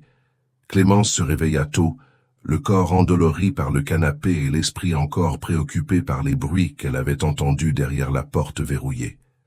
Elle a préparé le petit déjeuner pour les enfants, du porridge chaud avec un peu de sucre et de cannelle, les dernières tranches de pain qui restaient et du café léger. Pendant qu'ils mangeaient, Clémence remarqua que Julien la regardait avec inquiétude. « Maman, ça va? Tu as l'air fatiguée. »« Je vais bien, mon amour, j'ai juste mal dormi. » Mais ce n'était pas tout. Toute la nuit, il avait eu l'impression que quelqu'un observait la cabane de l'extérieur. À plusieurs reprises, il s'était levé pour regarder par les fenêtres brisées, mais il n'avait jamais rien vu d'autre que l'obscurité et les arbres qui bougeaient dans le vent. Après le petit déjeuner, elle demanda à Julien de veiller sur ses frères et sœurs. Elle prit 3 grosses bougies qu'elle avait trouvées dans un tiroir de la cuisine, un briquet, et se dirigea d'un pas déterminé vers le couloir. Je ne pouvais plus continuer à repousser l'échéance. Elle avait besoin de savoir ce que contenait cette pièce. Elle avait besoin de comprendre pourquoi Madame Geneviève lui avait confié un objet si précieux. La porte était exactement comme il l'avait laissée la veille au soir, fermée avec le cadenas au sol. Clémence alluma les 3 bougies, en posa 2 sur le sol du couloir comme éclairage d'appoint et tenait fermement la 3e dans sa main. Puis, il poussa la porte. Cette fois, elle s'ouvrit sans résistance, comme si la pièce avait accepté qu'elle soit enfin dévoilée. La lueur des bougies perçait l'obscurité, et ce que Clémence vit la laissa sans voix. La pièce était plus grande que je ne l'avais imaginé, peut-être 5 mètres sur 6, mais chaque centimètre carré était occupé. Les murs étaient recouverts d'étagères en bois sombre, et sur ces étagères se trouvait tout. Des objets empilés avec un soin méticuleux, protégés par des tissus, organisés par catégories qui révélèrent l'esprit méthodique du grand-père de Madame Geneviève. Clémence fit un pas en avant, levant la bougie pour mieux voir. Sa respiration s'accéléra. Sur l'étagère la plus proche étaient accrochés des tableaux religieux encadrés, des vierges auréolées d'or, des saints à l'expression sereine, des Christ sculptés dans du vieux bois. Clémence reconnut le style. bien qu'elles ne s'y connaissent pas beaucoup en art. Mais même elles pouvaient voir qu'ils étaient anciens, très anciens, vieux de plusieurs siècles. Plus loin, dans des caisses en bois fermées par des serrures en bronze, il y avait des livres, des centaines de livres. Clémence ouvrit prudemment une boîte et en sortit le premier volume. C'était un livre énorme à la couverture de cuir usé et aux pages jaunies par le temps. Le titre était en vieux français, presque illisible, mais il parvint à déchiffrer une date. 1683, 342 ans. Il continuait d'avancer, les jambes tremblantes. Au centre de la pièce se trouvaient des coffres en fer avec des cadenas qui étaient eux aussi ouverts, comme si Madame Geneviève voulait que Clémence puisse accéder à tout sans difficulté. Il s'agenouilla devant le premier et l'ouvrit. Pièces. Des centaines, voire des milliers, de pièces d'or scintillaient à la lueur des bougies comme de minuscules étoiles. Clémence en ramassa une de ses mains tremblantes. Elle était lourde et froide. Des armoiries et des lettres qu'elle ne parvenait pas à déchiffrer y étaient gravées. Mais elle savait que c'était de l'or pur, de l'or napoléonien provenant des mines françaises. Le deuxième coffre contenait des bijoux, d'énormes colliers de perles, des bagues ornées de pierres précieuses qui reflétaient des couleurs à la lueur des bougies, des bracelets en or travaillé, des broches anciennes incrustées de diamants. Clémence ne connaissait rien aux bijoux, mais même elle pouvait voir que ces objets n'étaient pas de simples ornements. C'étaient des trésors historiques. Le troisième coffre a failli la faire pleurer. Il était rempli de lingots d'or, parfaitement empilés, chacun de la taille d'une brique. Clémence a compté 30 mesures, puis elle s'est arrêtée de compter, car les larmes brouillaient sa vue. En France, après la Seconde Guerre mondiale, de nombreuses familles ont découvert des trésors cachés sur leurs propriétés. De l'or, des œuvres d'art, des bijoux ayant appartenu à des victimes de l'Holocauste ou volés par les nazis. Certaines les ont restituées, d'autres ont gardé le secret. Mais ce n'était pas tout. Il y avait d'autres étagères à livres au fond de la pièce. Elle se leva et se dirigea vers là-bas, sentant que ses jambes pouvaient à peine la soutenir. Il découvrit des sculptures religieuses en bois, certaines si détaillées qu'elles semblaient invivantes, des calices en or et en argent, des manuscrits enveloppés dans des tubes de cuir, d'anciennes cartes dessinées à la main, des documents officiels scellés à la cire rouge, des figurines précolombiennes en jade et en obsidienne que le grand-père de Madame Geneviève avait sans doute rapportées de ses voyages. Dans un coin, enveloppé dans des tissus de velours, se trouvaient des peintures sans cadre. Clémence en a confectionné une avec une extrême précaution et a failli laisser tomber la bougie. C'était le portrait d'une Française du XVIIIe siècle, vêtue de soies et de dentelles, fixant le spectateur d'un regard pénétrant. Le tableau était signé dans le coin inférieur, mais Clémence ne reconnaissait pas le nom de l'artiste. Cependant, la technique, les couleurs, la façon dont la lumière semblait émaner du visage de la femme, c'était l'œuvre d'un maître.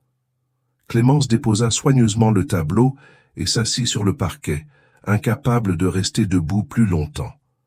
Autour de lui, dans cette pièce qui avait fait basculer toute la cabine sous son poids, se trouvait une fortune qui dépassait tout ce qu'il avait jamais imaginé. Ce n'était pas qu'une question d'argent. C'était de l'histoire. C'était de l'art. C'était l'héritage de générations accumulées avec patience et vision. Et maintenant, elle lui appartenait, à elle et à ses 5 enfants. Je ne sais pas combien de temps elle est restée assise là, à pleurer en silence jusqu'à ce que la bougie se consume. Elle pensa à Théo, son défunt mari, qui avait travaillé jusqu'à son dernier jour sans se plaindre. Il repensa aux humiliations qu'il avait subies à Beaune. Elle repensait aux nuits où ses enfants s'étaient endormis le ventre vide. Il repensait à toutes les fois où il avait supplié Dieu de lui donner une chance, une seule, d'offrir une vie meilleure à ses enfants. Et Dieu répondit, mais pas comme elle l'avait imaginé, ni avec un meilleur emploi, ni grâce à un coup de chance, mais grâce à Madame Geneviève, une femme solitaire qui voyait en Clémence quelque chose que personne d'autre ne voyait. Dignité, bonté, courage. Ce que vous protégez au péril de votre vie vous protégera. Maintenant, je comprenais l'inscription sur le cadre de la porte. Le grand-père de Madame Geneviève avait protégé cette fortune au péril de sa vie, la dissimulant au monde. Et à présent, cette fortune protégerait Clémence et ses enfants. Cela permettrait d'assurer l'éducation, la santé et des opportunités. Je leur offrirais l'avenir qu'ils méritent. Mais ils devaient d'abord la protéger. Car si Olivier et Mathilde découvraient ce qui s'y trouvait, cette pensée fut interrompue par un cri de Julien provenant du salon. « Maman, maman, viens vite !» Clémence se leva d'un bond, posa soigneusement la bougie sur le sol et courut vers le salon. Il trouva ses 5 enfants blottis près de la fenêtre, le regard effrayé. « Qu'est-ce que c'était ? Il y a un homme dehors !» chuchota Julien. « Il prend des photos de la cabane. » Clémence regarda par la fenêtre brisée et sentit son estomac se nouer. L'air Olivier Moncler. Il se tenait dans le jardin en plein jour, un appareil photo professionnel à la main. Il prenait des photos de la cabane sous tous les angles, la façade, les côtés, le toit affaissé, les fenêtres brisées. Et le pire de tout, il portait un costume élégant et arborait un sourire suffisant qui n'augurait rien de bon. Clémence sortit sur le balcon, le cœur battant la chamade. Olivier cessa de prendre des photos et la regarda avec ce sourire qui tenait plus de la menace que de l'amitié. « Bonjour Clémence, j'espère ne pas vous déranger. Que faites-vous ici ? » « Je fais simplement un état des lieux, » répondit-elle d'une voix mielleuse. « Écoutez, mon avocat m'a conseillé de déclarer l'état actuel de ce chalet pour les besoins de la procédure légale, vous comprenez ?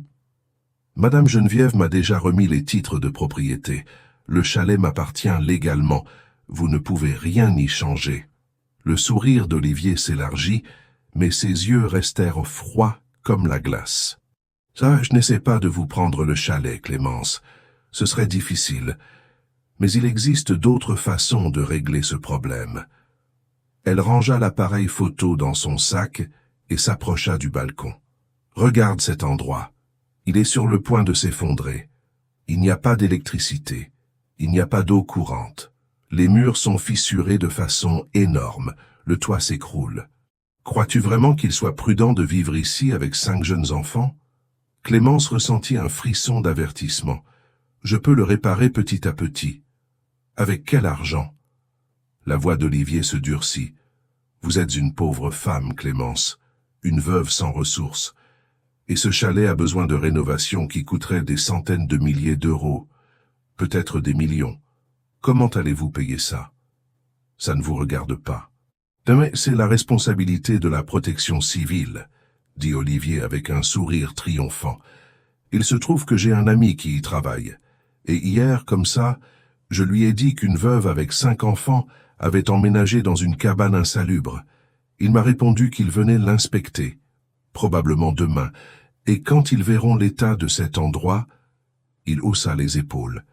Ils la déclareront insalubre. Ils lui interdiront d'y vivre.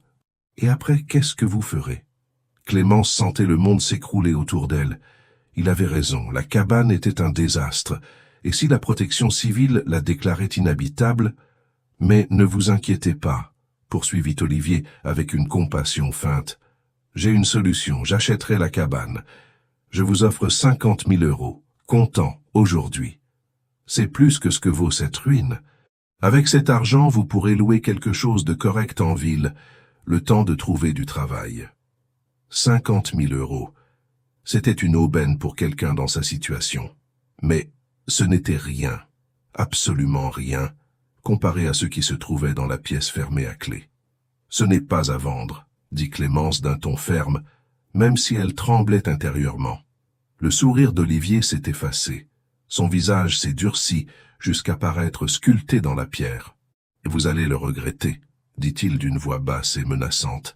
« Ma tante a commis une erreur en vous léguant cette propriété, et je vais la réparer, d'une manière ou d'une autre. » Il se retourna et se dirigea vers la Mercedes noire. Avant de monter, il se retourna une dernière fois. « Oh, et au fait, J'ai parlé de cette cabane à quelques personnes à Beaune, et de votre bonne fortune. Vous savez comment sont les citadins, bavards, curieux. J'imagine que vous aurez bientôt beaucoup de visiteurs. Des gens qui vous demanderont ce qu'il y a de si spécial dans cette vieille cabane pour que ma tante vous l'ait offerte. Des gens qui spéculent, des gens qui enquêtent. Le message était clair. Olivier allait lancer des rumeurs. Il allait attirer l'attention sur cette propriété. Et si suffisamment de gens commençaient à poser des questions, quelqu'un finirait par découvrir le secret de la pièce fermée à clé. La Mercedes démarra et s'éloigna en soulevant un nuage de poussière. Clémence resta figée sur le balcon, tremblante de fureur et de peur. Ses enfants sortirent de la hutte et se blottirent autour de lui. « Maman, qui était cet homme ?» demanda Anaïs d'une voix effrayée. « Personne d'important, mon amour. Juste un homme mauvais qui apprendra bientôt qu'il ne peut pas nous intimider. » Mais au fond d'elle, Clémence connaissait la vérité. J'avais des problèmes. De sérieux problèmes. Olivier était prêt à tout pour lui prendre ce chalet, et elle n'avait pas d'argent pour se payer des avocats. Elle n'avait aucune relation politique. Elle n'avait rien, à l'exception d'une cabane branlante pleine de trésors qu'il ne pouvait vendre sans attirer des questions dangereuses. J'avais besoin d'aide, et il n'y avait qu'une seule personne au monde qui pouvait lui apporter cette aide. Julien, appela Clémence, son fils aîné. J'ai besoin que tu t'occupes de tes frères et sœurs. Je sors un petit moment. Où vas-tu? Allez voir Madame Geneviève. Cela ne peut pas attendre. Clémence marcha le long du chemin de terre jusqu'à la route principale, où elle parvint à arrêter un bus qui la conduisit à Beaune. De là, elle prit un taxi, qu'elle n'avait pas les moyens de se payer, jusqu'au château Montclair. Lorsqu'il frappa à la porte de service, Sylvie ouvrit. « Clémence, que fais-tu ici? Je croyais que tu n'avais plus besoin d'être là. J'ai besoin de parler à Madame Geneviève. C'est urgent. » Sylvie la fit entrer et alla chercher l'aristocrate. Clémence attendait dans la cuisine, les mains jointes et le cœur battant la chamade. Lorsque Madame Geneviève entra, son visage se remplit d'inquiétude. « Que s'est-il passé? Vous allez bien? Les enfants vont bien? » « Olivier est allé au chalet ce matin, » a déclaré Clémence sans ambages. « Il a pris des photos. Il a dit qu'il allait appeler la protection civile pour faire déclarer la propriété insalubre, et il répand des rumeurs en ville pour que les gens se demandent ce qu'il a de si spécial, ce chalet. » Madame Geneviève ferma les yeux et laissa échapper un long soupir de lassitude. « Je savais qu'il ferait quelque chose comme ça. Mon neveu n'accepte jamais la défaite. » Elle ouvrit les yeux et regarda Clémence avec détermination. Mais il ne sait pas à qui il a affaire. Ni lui ni la protection civile ne peuvent vous prendre cette cabane si vous ne voulez pas la vendre. Les titres de propriété sont légaux et incontestables. Mais s'il la déclare inhabitable, je ne pourrai plus y vivre. Et Olivier continuera alors à me faire pression jusqu'à ce que je n'ai d'autre choix que de vendre. Non, si on range d'abord la cabine. Je n'ai pas d'argent pour les rénovations. Et vous m'avez déjà trop donné. Je ne peux pas vous en demander plus. » Madame Geneviève prit les mains de Clémence dans les siennes. « Clémence, avez-vous ouvert la porte ?» Elle hocha la tête, les larmes menaçant de couler. « As-tu vu ce qu'il y a à l'intérieur ?»« Je l'ai vu, tout. Je n'arrive pas à croire que ce soit réel. Je n'arrive pas à croire que ce soit à moi maintenant. » « Alors vous connaissez déjà la réponse, » dit doucement Madame Geneviève. « Vendez un objet. Un seul. Quelque chose de peu de valeur qui ne se fera pas remarquer. Utilisez cet argent pour retaper la cabane. Rendez-la habitable. Et quand la protection civile viendra l'inspecter, elle n'aura aucun motif légal pour la condamner. Parfois, la solution à nos problèmes est plus proche qu'on ne le croit. Parfois, il suffit d'avoir le courage de faire le premier pas. Clémence la fixa, les yeux écarquillés. Vendre un morceau? Mais comment? Où? À qui? Je vais l'aider. Je connais des gens, des huissiers discrets. Des gens qui paient bien et ne posant pas de questions indiscrètes. Madame Geneviève sourit. Mon grand-père n'était pas le seul dans la famille à avoir des relations, vous savez. Pour la première fois de la journée, Clémence ressentit une lueur d'espoir. « Retournez à votre cabine », poursuivit Madame Geneviève. « Choisissez un meuble dans la pièce, quelque chose de précieux, mais pas trop encombrant. Apportez-le-moi demain matin de bonne heure et laissez-moi faire le reste. » Clémence serra l'aristocrate dans ses bras, incapable d'exprimer par des mots la gratitude qu'elle ressentait. Madame Geneviève lui rendit son étreinte, et à cet instant, les deux femmes solitaires se serrèrent l'une contre l'autre comme des naufragés en pleine tempête. « Maintenant, rentrez chez vous avec vos enfants, » dit Madame Geneviève. « Nous discuterons des détails demain. » Clémence s'arrêta sur le seuil et la regarda une dernière fois. « Merci, » murmura l'aristocrate. « Merci d'avoir sauvé la seule chose au monde qui compte encore vraiment pour moi. » Clémence retourna à la cabane tordue cette nuit-là, marchant comme dans un rêve. Une seule pièce. Une seule pièce. Madame Geneviève avait raison. La solution était là, sous ses yeux, dans cette pièce. Mais quelle pièce choisir? Quand elle arriva, il était déjà tard. Le soleil se couchait, teintant le ciel d'orange et de violet. Ses enfants accoururent pour l'accueillir, soulagés de son retour. Il leur prépara un dîner simple et les coucha tôt, en chantant des chansons que Théo chantait de son vivant. Puis, lorsque le silence se fit dans toute la cabine, Clémence retourna dans la pièce fermée à clé, une bougie à la main. Il s'agenouilla devant les malles et commença à examiner attentivement leur contenu, cherchant quelque chose qu'il pourrait vendre sans avoir l'impression de trahir le cadeau de Madame Geneviève. Finalement, au fond du deuxième coffre, il trouva une broche. C'était magnifique, sans être ostentatoire. Une délicate pièce d'orfèvrerie ornée d'un camée ovale renfermant le portrait miniature d'une jeune femme. L'œuvre était exquise, manifestement ancienne, probablement du début du XIXe siècle. De valeur, certes, mais pas autant que des lingots d'or ou des tableaux de l'époque coloniale. Clémence le tenait à la lueur d'une bougie, admirant les détails du camée. Puis, elle le glissa soigneusement dans sa poche. Demain commencerait à changer son destin. Mais lorsqu'elle referma la porte de la chambre et rentra, elle ne vit pas la silhouette qui observait la cabane dans l'arbre de l'autre côté de la route. Il n'a pas vu le reflet des jumelles dans le clair de lune. Il n'a pas entendu le clic d'un appareil photo prenant des photos dans l'obscurité. Olivier Moncler n'était pas seul. Il avait engagé quelqu'un qui surveillerait ce chalet jour et nuit.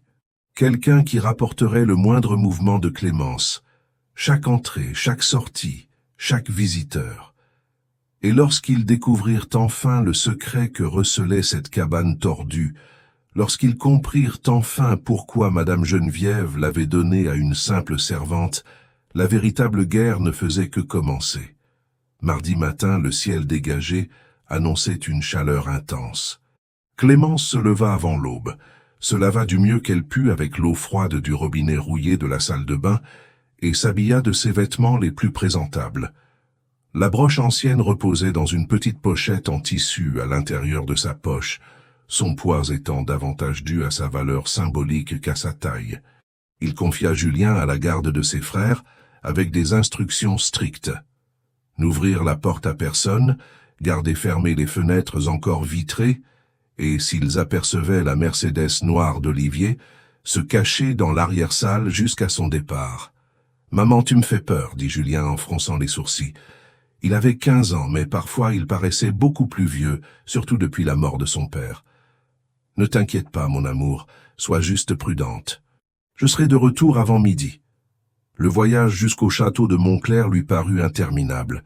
Chaque minute passée loin de ses enfants était un supplice. Mais lorsqu'elle arriva enfin, et que Madame Geneviève ouvrit elle-même la porte, Clémence sentit qu'elle pouvait enfin respirer. « Entrez, entrez, je vous attendais. » Dans le bureau privé de Madame Geneviève, Clémence retira la broche d'une main tremblante.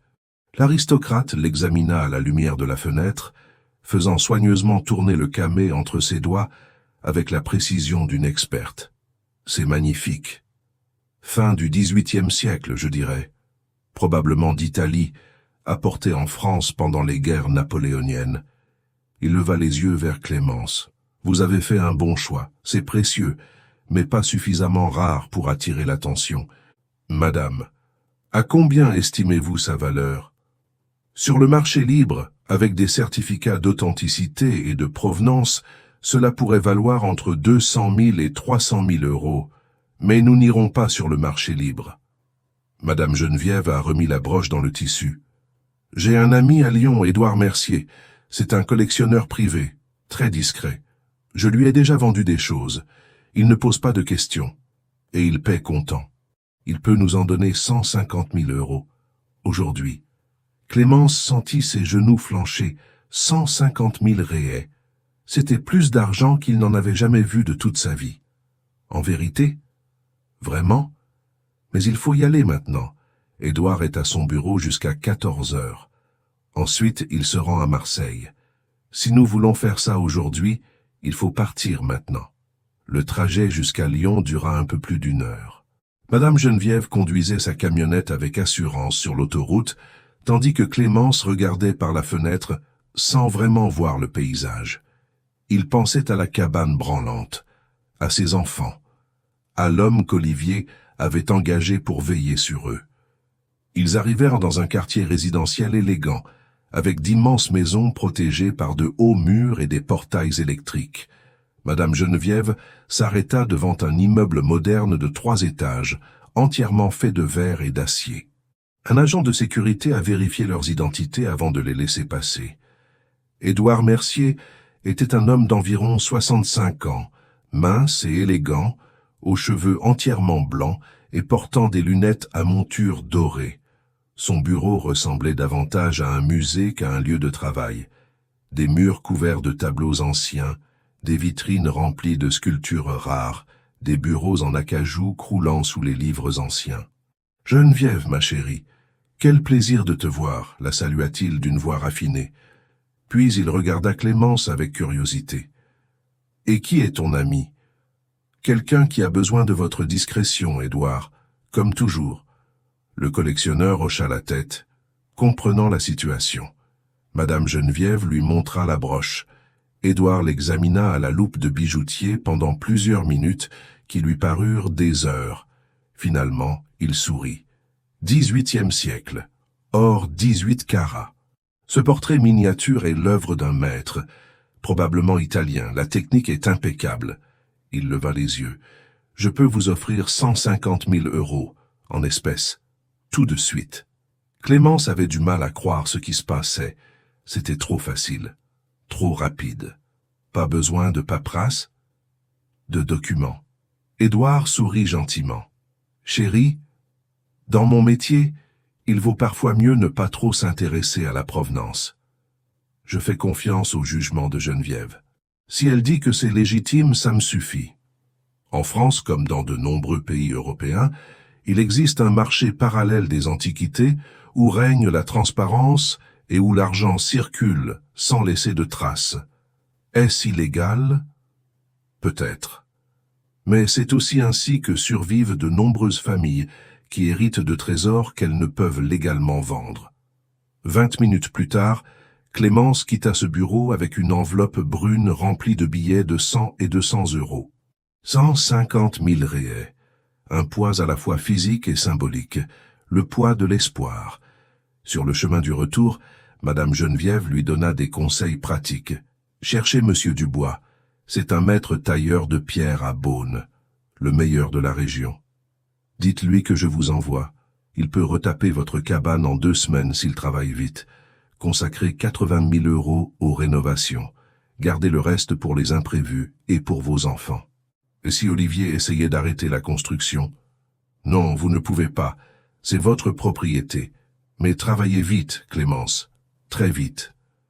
Lorsque Clémence revint à la cabane tordue, il était presque 3 heures de l'après-midi.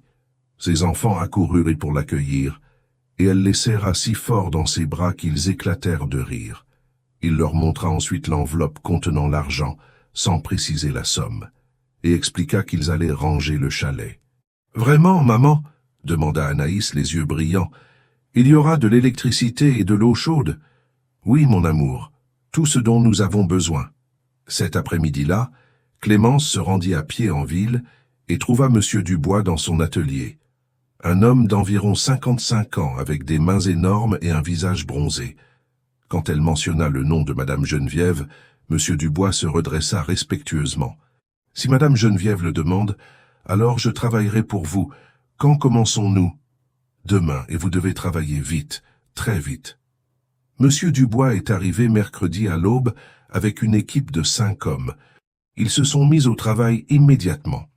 Ils ont renforcé les poutres principales du toit, réparé les fissures dans les murs avec du mortier neuf, remplacé les fenêtres cassées, installé l'électricité avec l'aide d'un électricien de la ville, raccordé les canalisations d'eau, poncé et verni le parquet. La cabane s'était transformée en un véritable centre d'activité. Les enfants aidaient en transportant les outils et en balayant la sciure. Clémence préparait de copieux repas pour les ouvriers et veillait aux moindres détails. Et Monsieur Dubois, fidèle à sa parole, travailla du lever au coucher du soleil, sans repos. Mais jeudi après-midi, lorsque Clémence est allée en ville pour acheter des provisions, elle a entendu les murmures. Les femmes du marché parlaient d'elle. On dit qu'elle a trouvé de l'argent caché dans cette cabane. Non, j'ai entendu dire que Madame Geneviève vous donne secrètement plus d'argent. Et s'il y a quelque chose de précieux là-dedans, sinon pourquoi donnerait-elle une cabane? Clémence serra les dents et continua de marcher. Les rumeurs qu'Olivier avait semées proliféraient comme de la mauvaise herbe. Mais je n'y pouvais rien. À part terminer les rénovations au plus vite. Vendredi, la nouvelle que Clémence redoutait est arrivée. Monsieur Dubois l'a appelée alors qu'elle était dans la cuisine en train de préparer le déjeuner. « Madame Clémence, il y a des hommes dehors. Ils disent qu'ils sont de la protection civile. » Le cœur de Clémence rata un battement douloureux. Il sortit sur le balcon et aperçut une camionnette blanche garée sur la route. 2 hommes vêtus de chemises bleues et portant des porte-documents en sortirent. Et derrière eux, dans la Mercedes noire, se trouvait Olivier Moncler, arborant un sourire satisfait.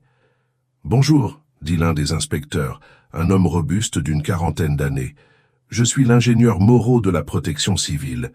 Nous avons reçu une plainte concernant l'insécurité de cette structure. Nous sommes venus effectuer une inspection. »« Vous pouvez entrer, » dit Clémence d'une voix ferme, bien qu'elle tremblait intérieurement. « Comme vous pouvez le constater, nous faisons des rénovations. » Monsieur Dubois s'approcha, ses plans roulés sous le bras. « Ingénieur Moreau, je suis Pascal Dubois, maître maçon certifié. Voici les plans des rénovations structurelles que nous réalisons. Tout est conforme aux normes. Tout est sécuritaire. » L'ingénieur examina les plans en fronçant les sourcils. Son collègue fit le tour de la propriété, prenant des photos, mesurant les fissures et inspectant les poutres. Olivier observait la scène depuis sa voiture, les bras croisés et le visage crispé. L'inspection a duré plus de 2 heures. Clémence attendait, l'estomac noué, pendant que les inspecteurs fouillaient chaque recoin de la cabine. Lorsqu'ils eurent enfin terminé, l'ingénieur Moreau s'approcha avec une expression grave. « Madame Dufour, cette cabine était en très mauvais état. Certaines poutres principales étaient pourries. Le toit menaçait de s'effondrer. L'installation électrique était inexistante et dangereuse. » Clémence sentit son monde s'effondrer, mais l'ingénieur a poursuivi. « Toutefois, les rénovations qu'ils effectuent sont adéquates et professionnelles. Si Monsieur Dubois poursuit les travaux comme prévu, dans une semaine, cette structure sera parfaitement habitable et sûre. » Il a signé son bloc-notes. « Il n'y a pas d'ordre d'expulsion. Vous pouvez continuer à vivre ici pendant la durée des travaux. Je vous demande seulement de veiller sur les enfants qui se trouvent à proximité du chantier. » Clémence a dû s'appuyer contre le mur pour éviter de tomber. Monsieur Dubois esquissa un sourire discret. Les autres ouvriers poussèrent des soupirs de soulagement. Olivier sortit de sa voiture, le visage rouge de fureur. « Comment est-ce possible? Cette cabane représente un danger public. »« Monsieur Moncler, » dit l'ingénieur Moreau d'un ton professionnel mais froid, « l'inspection technique ne corrobore pas vos affirmations. Cette propriété fait l'objet de rénovations conformes aux normes. Il n'y a aucune raison légale de la condamner. Mais vous ne comprenez pas. Cette femme n'a pas le droit d'être ici. Ma tante a commis une erreur en... Les questions de propriété ne relèvent pas de la compétence de la protection civile, interrompit l'ingénieur. Si vous avez des problèmes juridiques avec le propriétaire, réglez-les devant les tribunaux. Bonjour. Avez-vous déjà vu la justice à l'œuvre? Ce rare moment où les bonnes choses arrivent aux bonnes personnes, c'est un sentiment incroyable. Les inspecteurs sont partis dans leur camionnette. Olivier se tenait près de la Mercedes, tremblant de rage. Il regardait Clémence avec une haine pure. « Où as-tu trouvé l'argent » demanda-t-il d'une voix basse et menaçante. « Où as-tu trouvé l'argent pour payer tout ça ?»« Ça ne vous regarde pas » répondit Clémence, trouvant un courage qu'elle ne se croyait pas capable d'avoir. « Ma tante ne vous a pas donné que le chalet, n'est-ce pas ?» Olivier fit un pas vers elle. « Il y a autre chose. Quelque chose de caché ici. C'est pour ça que le chalet est de travers. C'est pour ça qu'elle vous l'a donné. Il y a quelque chose de précieux. Sortez de chez moi, dit fermement Clémence. Maintenant. Olivier la regarda longuement, puis il sourit. Mais ce n'était pas un sourire joyeux. C'était le sourire de quelqu'un qui venait de prendre une décision périlleuse. Ça ne va pas durer, murmura-t-elle. Si ma tante vous a donné autre chose que cette cabane, je le découvrirai. Et quand je le saurai, il n'a pas terminé sa phrase. Il est simplement monté dans sa voiture et a démarré en trombe. Monsieur Dubois s'approcha de Clémence et posa une grande main réconfortante sur son épaule. « Cet homme est dangereux, madame. Faites attention. Je le prendrai. » Les jours suivants s'écoulèrent dans un tourbillon de travail. Monsieur Dubois et son équipe travaillèrent de l'aube au crépuscule. La cabane se transforma sous les yeux de Clémence. Les murs furent renforcés et peints en blanc chaud. La toiture fut entièrement refaite avec des tuiles neuves. Les fenêtres, désormais dotées de vitres étincelantes et de cadres en bois massif, étaient éclairées par l'électricité. L'eau chaude coulait dans les nouvelles canalisations. Mais ce qui était le plus impressionnant, c'était la pente. Monsieur Dubois avait installé des supports structurels qui donnaient à la cabine une apparence moins tordue, même si elle ne pourrait évidemment jamais être complètement droite sans une reconstruction complète. Pourtant, c'était sûr, c'était habitable, c'était un foyer. Le dimanche, alors que les travaux étaient presque terminés, Madame Geneviève est venue leur rendre visite. Il a fait le tour de la cabane, les larmes aux yeux. « Mon grand-père serait fier, murmura-t-il. Tu as redonné vie à cet endroit. » Ce soir-là, après le départ de Madame Geneviève, Clémence coucha ses enfants dans leur chambre fraîchement repeinte, dans des lits neufs qu'elle avait achetés avec une partie de l'argent restant. Les enfants s'endormirent en souriant, épuisés mais heureux. Clémence était assise sur le balcon, désormais réparée et stable, et contemplait les étoiles. Pour la première fois depuis longtemps, il ressentit la paix. Ils avaient réussi. Contre toute attente. Malgré les menaces d'Olivier, malgré les rumeurs qui circulaient en ville, ils avaient transformé cette cabane tordue en une maison. Mais la paix fut de courte durée. À 3 heures du matin, Clémence se réveilla en entendant un bruit étrange, un craquement. Mais ce n'était pas le craquement habituel d'une vieille cabane qui se tasse. C'était le craquement de quelqu'un qui marche prudemment, essayant de ne faire aucun bruit. Elle se leva sans allumer la lumière et marcha pieds nus vers le salon. Le clair de lune filtrait à travers les nouvelles fenêtres, projetant de longues ombres sur le sol. Tout semblait normal. C'était peut-être son imagination. Puis il entendit un autre bruit.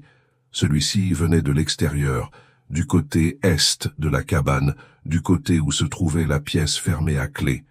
Clémence courut jusqu'à la fenêtre la plus proche et regarda dehors. Ce qu'il vit lui glaça le sang.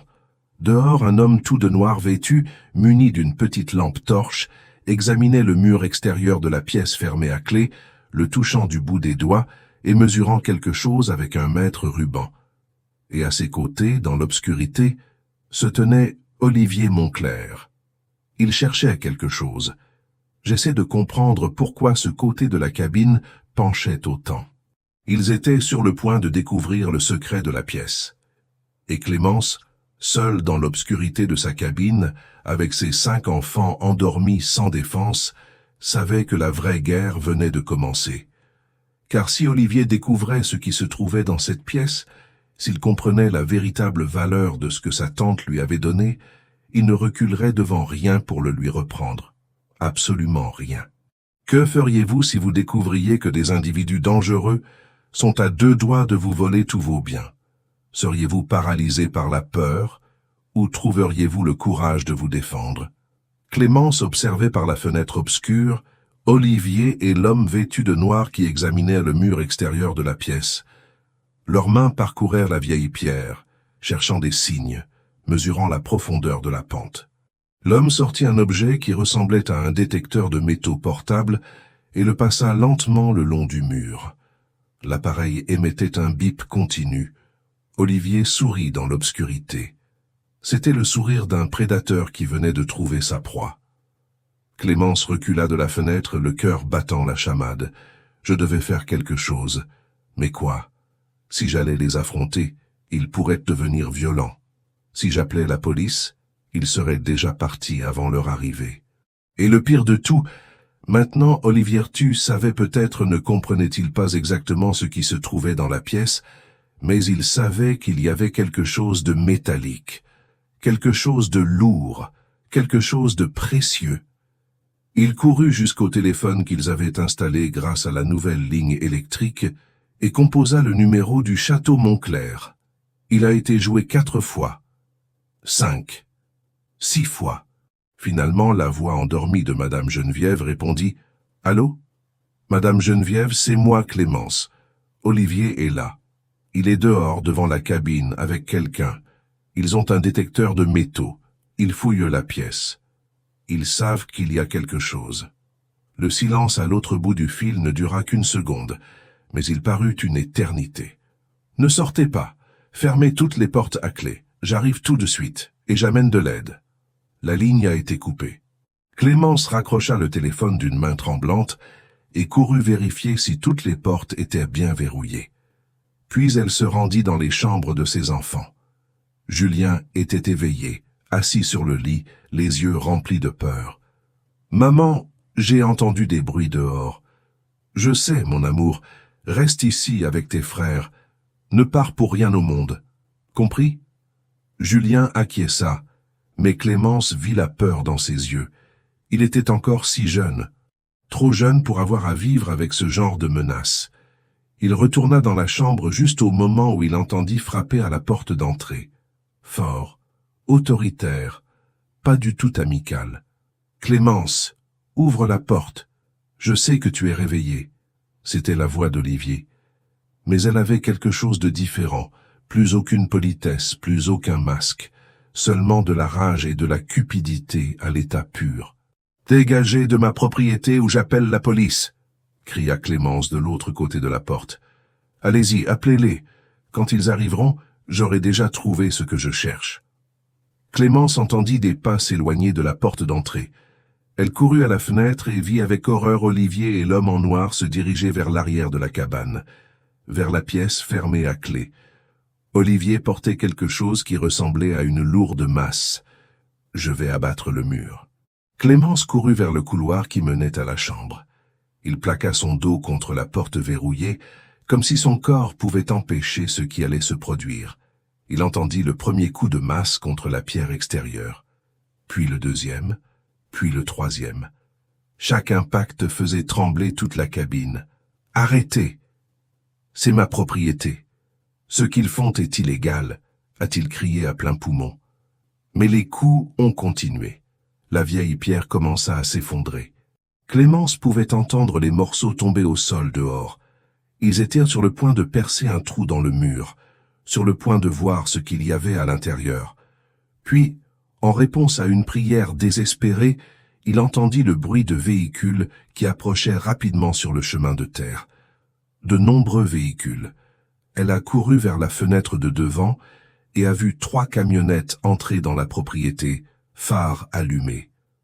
Le premier était la camionnette blanche de Madame Geneviève. Les deux autres appartenaient à la police municipale de Beaune. Madame Geneviève sortit de son véhicule, suivie de 4 officiers en uniforme et d'un homme en costume que Clémence reconnut. C'était le commissaire Durand, le chef de la police de la ville. Les coups frappés contre le mur du fond cessèrent brusquement. Clémence sortit en courant de la cabane et trouva Olivier et l'homme en noir debout à côté d'un trou de la taille d'un ballon de football dans le mur de pierre. Olivier tenait toujours le marteau de forgeron. Son visage était pâle sous la lumière des lampes torches de la police. « Monsieur l'agent, arrêtez ces hommes !» cria Clémence en les pointant du doigt d'une main tremblante. « Ils saccagent ma propriété !»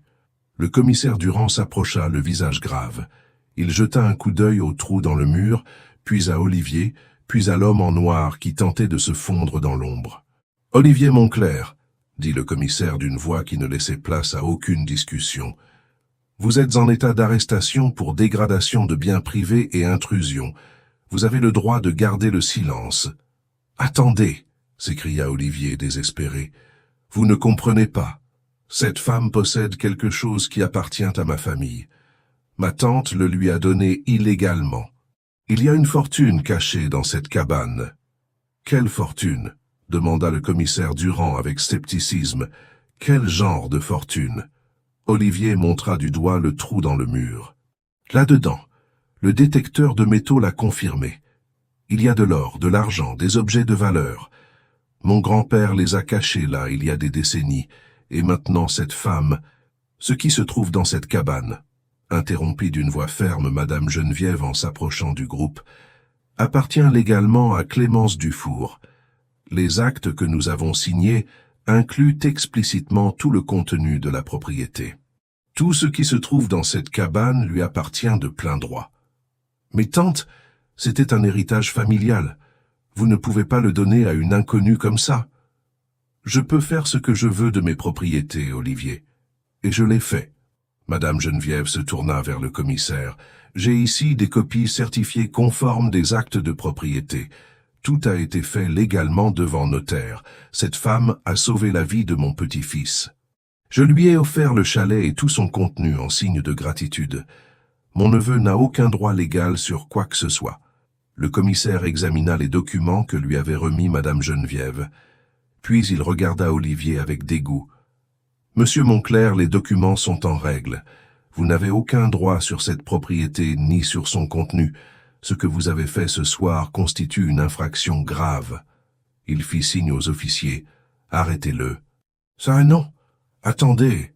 cria Olivier alors que les policiers s'approchaient. « Je peux payer, je peux... » Mais les menottes étaient déjà à ses poignets. L'homme en noir fut également arrêté. Ils les conduisirent vers les véhicules, tandis qu'Olivier proférait des menaces et des injures qui se perdirent dans la nuit. Lorsque les véhicules s'éloignèrent avec leurs prisonniers, seul le silence subsista. Clémence s'est effondrée sur l'herbe humide, tremblant de la tête aux pieds. Tout s'était passé si vite. La catastrophe avait frôlé la catastrophe.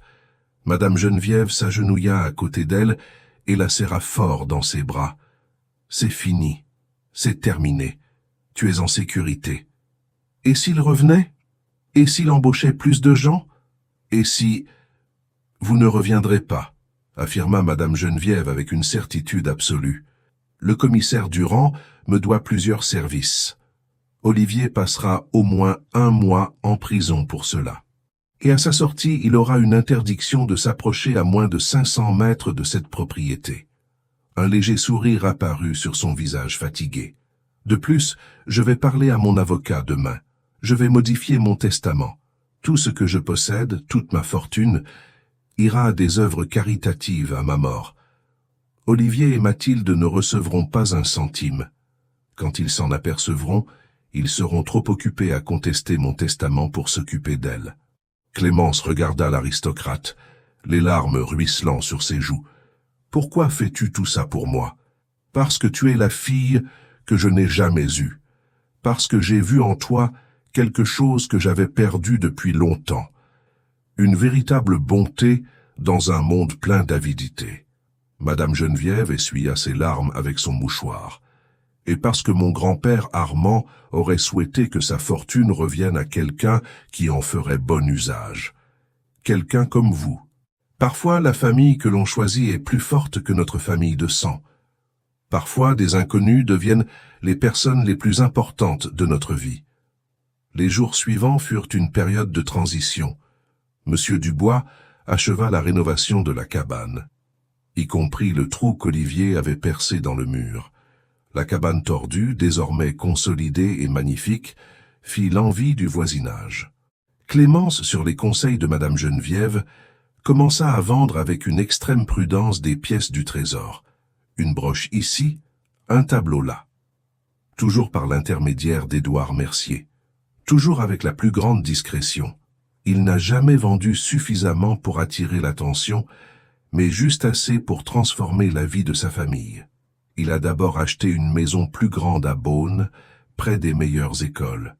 Il a conservé la cabane bancale comme investissement, la louant à une jeune famille qui l'a emplie de rires et de vie. La pièce secrète fut soigneusement vidée et son contenu transféré dans un coffre-fort sécurisé à Lyon, où seule Clémence et Madame Geneviève avaient accès. Julien a commencé des cours particuliers avec les meilleurs professeurs et a révélé un talent surprenant pour l'ingénierie. Les jumeaux Léo et Hugo se sont inscrits à un programme de rugby qui a mis en lumière leurs aptitudes naturelles pour ce sport. Anaïs a commencé le violoncelle et a empli sa nouvelle maison de musique. Quant à la petite Chloé, aujourd'hui âgée de 4 ans, elle a fréquenté une école maternelle où elle a appris et grandi entourée d'autres enfants. Clémence, pour la première fois de sa vie, eut le temps de respirer, de penser, de rêver.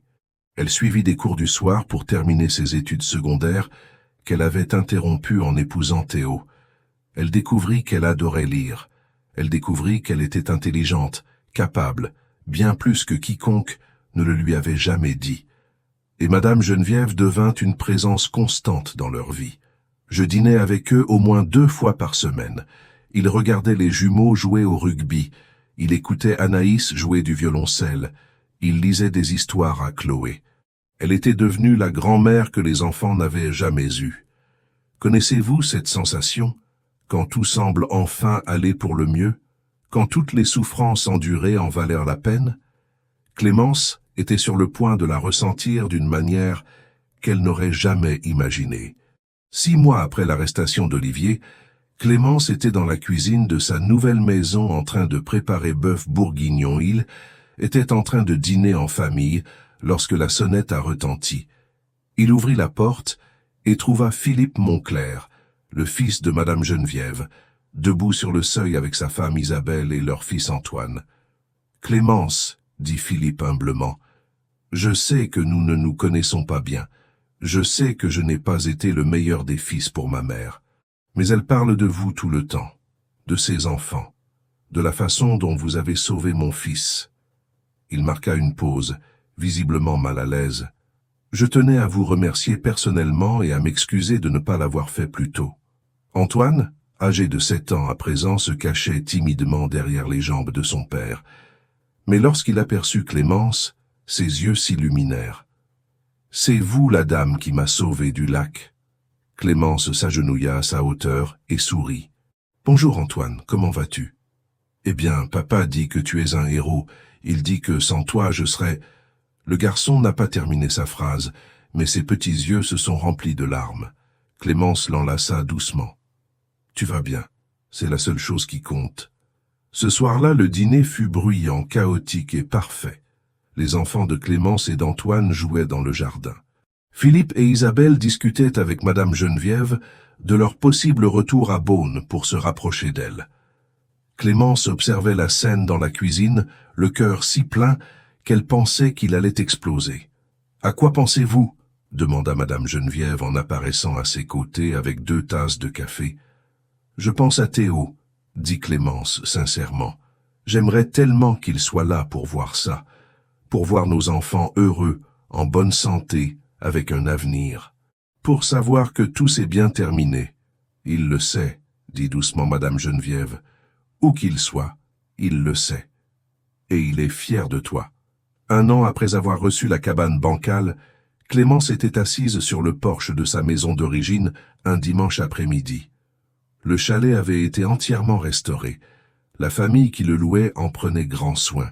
Clémence venait y faire un tour de temps en temps, juste pour se remémorer le passé. Madame Geneviève arriva dans sa camionnette blanche et s'assit à côté d'elle sur les marches réparées. « Sais-tu ce que mon grand-père Armand m'a dit avant de mourir ?» demanda soudain l'aristocrate. « J'avais 12 ans. Il était alité, très malade, mais il m'a pris la main et m'a dit « Geneviève, l'argent n'est que du papier et du métal. Ce qui compte, c'est ce que tu en fais. Utilise-le pour protéger ceux qui le méritent, pour donner des chances à ceux qui ont bon cœur, mais pas de chance. C'est la seule façon pour l'argent d'avoir une vraie valeur. » Madame Geneviève regarda Clémence, les larmes aux yeux. « Pendant des décennies, je n'ai pas compris ce qu'il voulait dire. J'ai gardé sa fortune cachée dans cette pièce, craignant qu'elle ne tombe entre de mauvaises mains. Mais quand je t'ai vu te jeter dans ce lac sans réfléchir, quand j'ai vu la pureté de ton cœur et ton courage, j'ai enfin compris ce que mon grand-père voulait dire. » Il prit la main de Clémence dans la sienne. « C'est grâce à vous qu'il a conservé cette fortune. Vous êtes la personne qui méritait de la trouver. » Clémence était sans voix. Elle se contenta d'enlacer Madame Geneviève et de pleurer des larmes de gratitude, de soulagement et de pur bonheur. Dans la vie, on comprend rarement pourquoi on traverse ce qu'on traverse. Mais parfois, si on a de la chance, on se retourne, et on voit que chaque épreuve avait un sens. Chaque larme nous a préparés à quelque chose de plus grand. 3 ans plus tard, Julien fut admis à l'école polytechnique grâce à une bourse complète pour étudier l'ingénierie. Les jumeaux jouaient dans les équipes de jeunes d'une équipe professionnelle de rugby. Anaïs donnait des concerts de violoncelle dans toute la ville. Et Chloé, alors âgée de 7 ans, lisait des livres que les enfants de 10 ans avaient du mal à comprendre. Clémence avait terminé ses études secondaires et étudiait la gestion d'entreprise à l'université locale. Elle avait créé une petite fondation qui venait en aide aux veuves dans une situation similaire à la sienne, en leur fournissant du travail, des formations et un soutien moral. Il l'a appelée Fondation Armand Moncleren, l'honneur du grand-père de Madame Geneviève. Et la cabane tordue, cette structure penchée qui avait un jour semblé sur le point de s'effondrer, était devenue une légende à Beaune. On racontait autrefois l'histoire de la pauvre veuve qui avait reçu une cabane qui semblait maudite, mais qui recelait un miracle. Une cabane qui penchait non pas à cause d'une malédiction, mais sous le poids de l'amour et de la générosité d'un homme qui avait économisé sa fortune pour la bonne personne. Quelqu'un qui n'avait aucun lien de sang avec lui, mais qui avait démontré posséder le genre de cœur qu'il avait toujours apprécié. Humble, courageux, bienveillant. 5 ans après cette nuit où Clémence avait vu son mari mourir dans l'atelier de restauration, elle se tenait devant la cabane bancale, avec ses 5 enfants, tous élégamment vêtus. Madame Geneviève était à ses côtés, âgée de 70 ans, mais toujours forte et digne. « Maman, » dit Julien, qui avait maintenant 20 ans et était plus grand qu'elle, « es-tu prête ?» Clémence contempla une dernière fois la cabane qui avait vacillé sous le poids d'un secret, la cabane qui lui avait offert une seconde chance, la cabane qui avait changé sa vie et celle de ses enfants à jamais. « Oui, » dit-elle d'une voix ferme, « je suis prête. » Car cet après-midi-là, Clémence Dufour allait faire quelque chose qu'elle n'avait jamais cru possible. Assister à la remise des diplômes de Julien à l'université. Elle allait voir son fils, le fils du restaurateur défunt et de la pauvre veuve, recevoir son diplôme d'ingénieur. Puis ils dîneraient dans un restaurant élégant. Tous les 7 réunis, célébrant non seulement leur remise de diplôme, mais aussi tout le parcours qu'ils avaient accompli. Un chemin qui a commencé par la tragédie, s'est poursuivi par l'humiliation et la pauvreté, mais a trouvé la rédemption dans l'acte le plus simple et le plus profond, la bonté de sauver une vie sans rien demander en retour, la bienveillance qui consiste à reconnaître cette bienveillance et à la récompenser. Une bonté qui se multiplie et s'étend comme des vagues sur l'eau, touchant des vies, transformant des destins, créant des miracles, alors qu'elle se dirigeait vers la nouvelle voiture que Clémence avait achetée avec l'argent honnêtement gagné grâce à son travail et à des investissements judicieux, Chloé lui prit la main. « Maman, est-il vrai que nous avons été pauvres autrefois ?» Clémence s'agenouilla près de sa plus jeune fille et lui caressa les cheveux. « Oui, mon amour, nous avons connu la pauvreté, mais nous n'avons jamais été malheureux, car nous avons toujours eu l'amour, et maintenant, nous avons l'amour. Et des opportunités. Mais le plus important, ce que vous ne devez jamais oublier, c'est que l'amour est passé avant tout. » « Et la cabane tordue ?» demanda la jeune fille, curieuse. « Pourquoi était-elle tordue ?» Clémence sourit, le regard tourné vers la structure penchée qui luisait maintenant sous le soleil de l'après-midi. « Parce que parfois les choses les plus précieuses de la vie sont si lourdes, si importantes, qu'elles font légèrement pencher tout ce qui les entoure. Mais cela ne signifie pas qu'elles sont brisées. Cela signifie simplement qu'elles le sont. Inondation. Un lieu chargé d'histoire, d'amour et de secrets qui ne demande qu'à être découvert par la bonne personne. Et étiez-vous la bonne personne? C'est ce qu'ils disent, répondit Clémence en serrant sa fille dans ses bras. Mais je pense que la bonne personne est simplement quelqu'un qui est prêt à faire ce qui est juste quand personne d'autre ne le fait.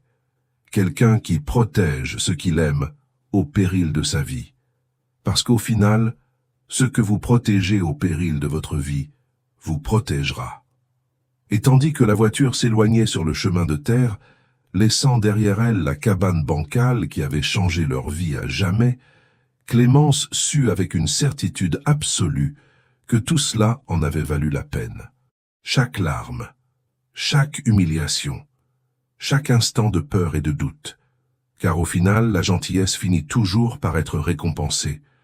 Pas toujours quand on s'y attend, pas toujours comme on l'imagine, mais toujours, tôt ou tard. La vie nous rend ce que nous lui donnons, et elle avait tout donné, son travail, sa dignité, son courage. Et la vie lui avait rendu un miracle caché dans une cabane penchée, attendant patiemment que la bonne personne ouvre la porte et découvre que les plus grands trésors ne sont pas ceux qui scintillent d'or et d'argent. Ce sont des choses construites avec amour, protégées avec courage, et partagées avec un cœur généreux qui n'oublie jamais d'où elles viennent, ni envers qui elles doivent de la gratitude. Et vous, qu'êtes-vous prêt à protéger au péril de votre vie? Car peut-être, justement, est-ce cela qui finira par vous protéger. Si cette histoire vous a touché, abonnez-vous à la chaîne pour ne rien manquer. Laissez un like si vous croyez que la gentillesse a encore sa place dans ce monde. Et en commentaire, dites-moi, avez-vous déjà bénéficié d'une seconde chance au moment où vous en aviez le plus besoin? Partagez votre histoire. Que Dieu vous bénisse, vous et votre famille. À bientôt pour une nouvelle histoire.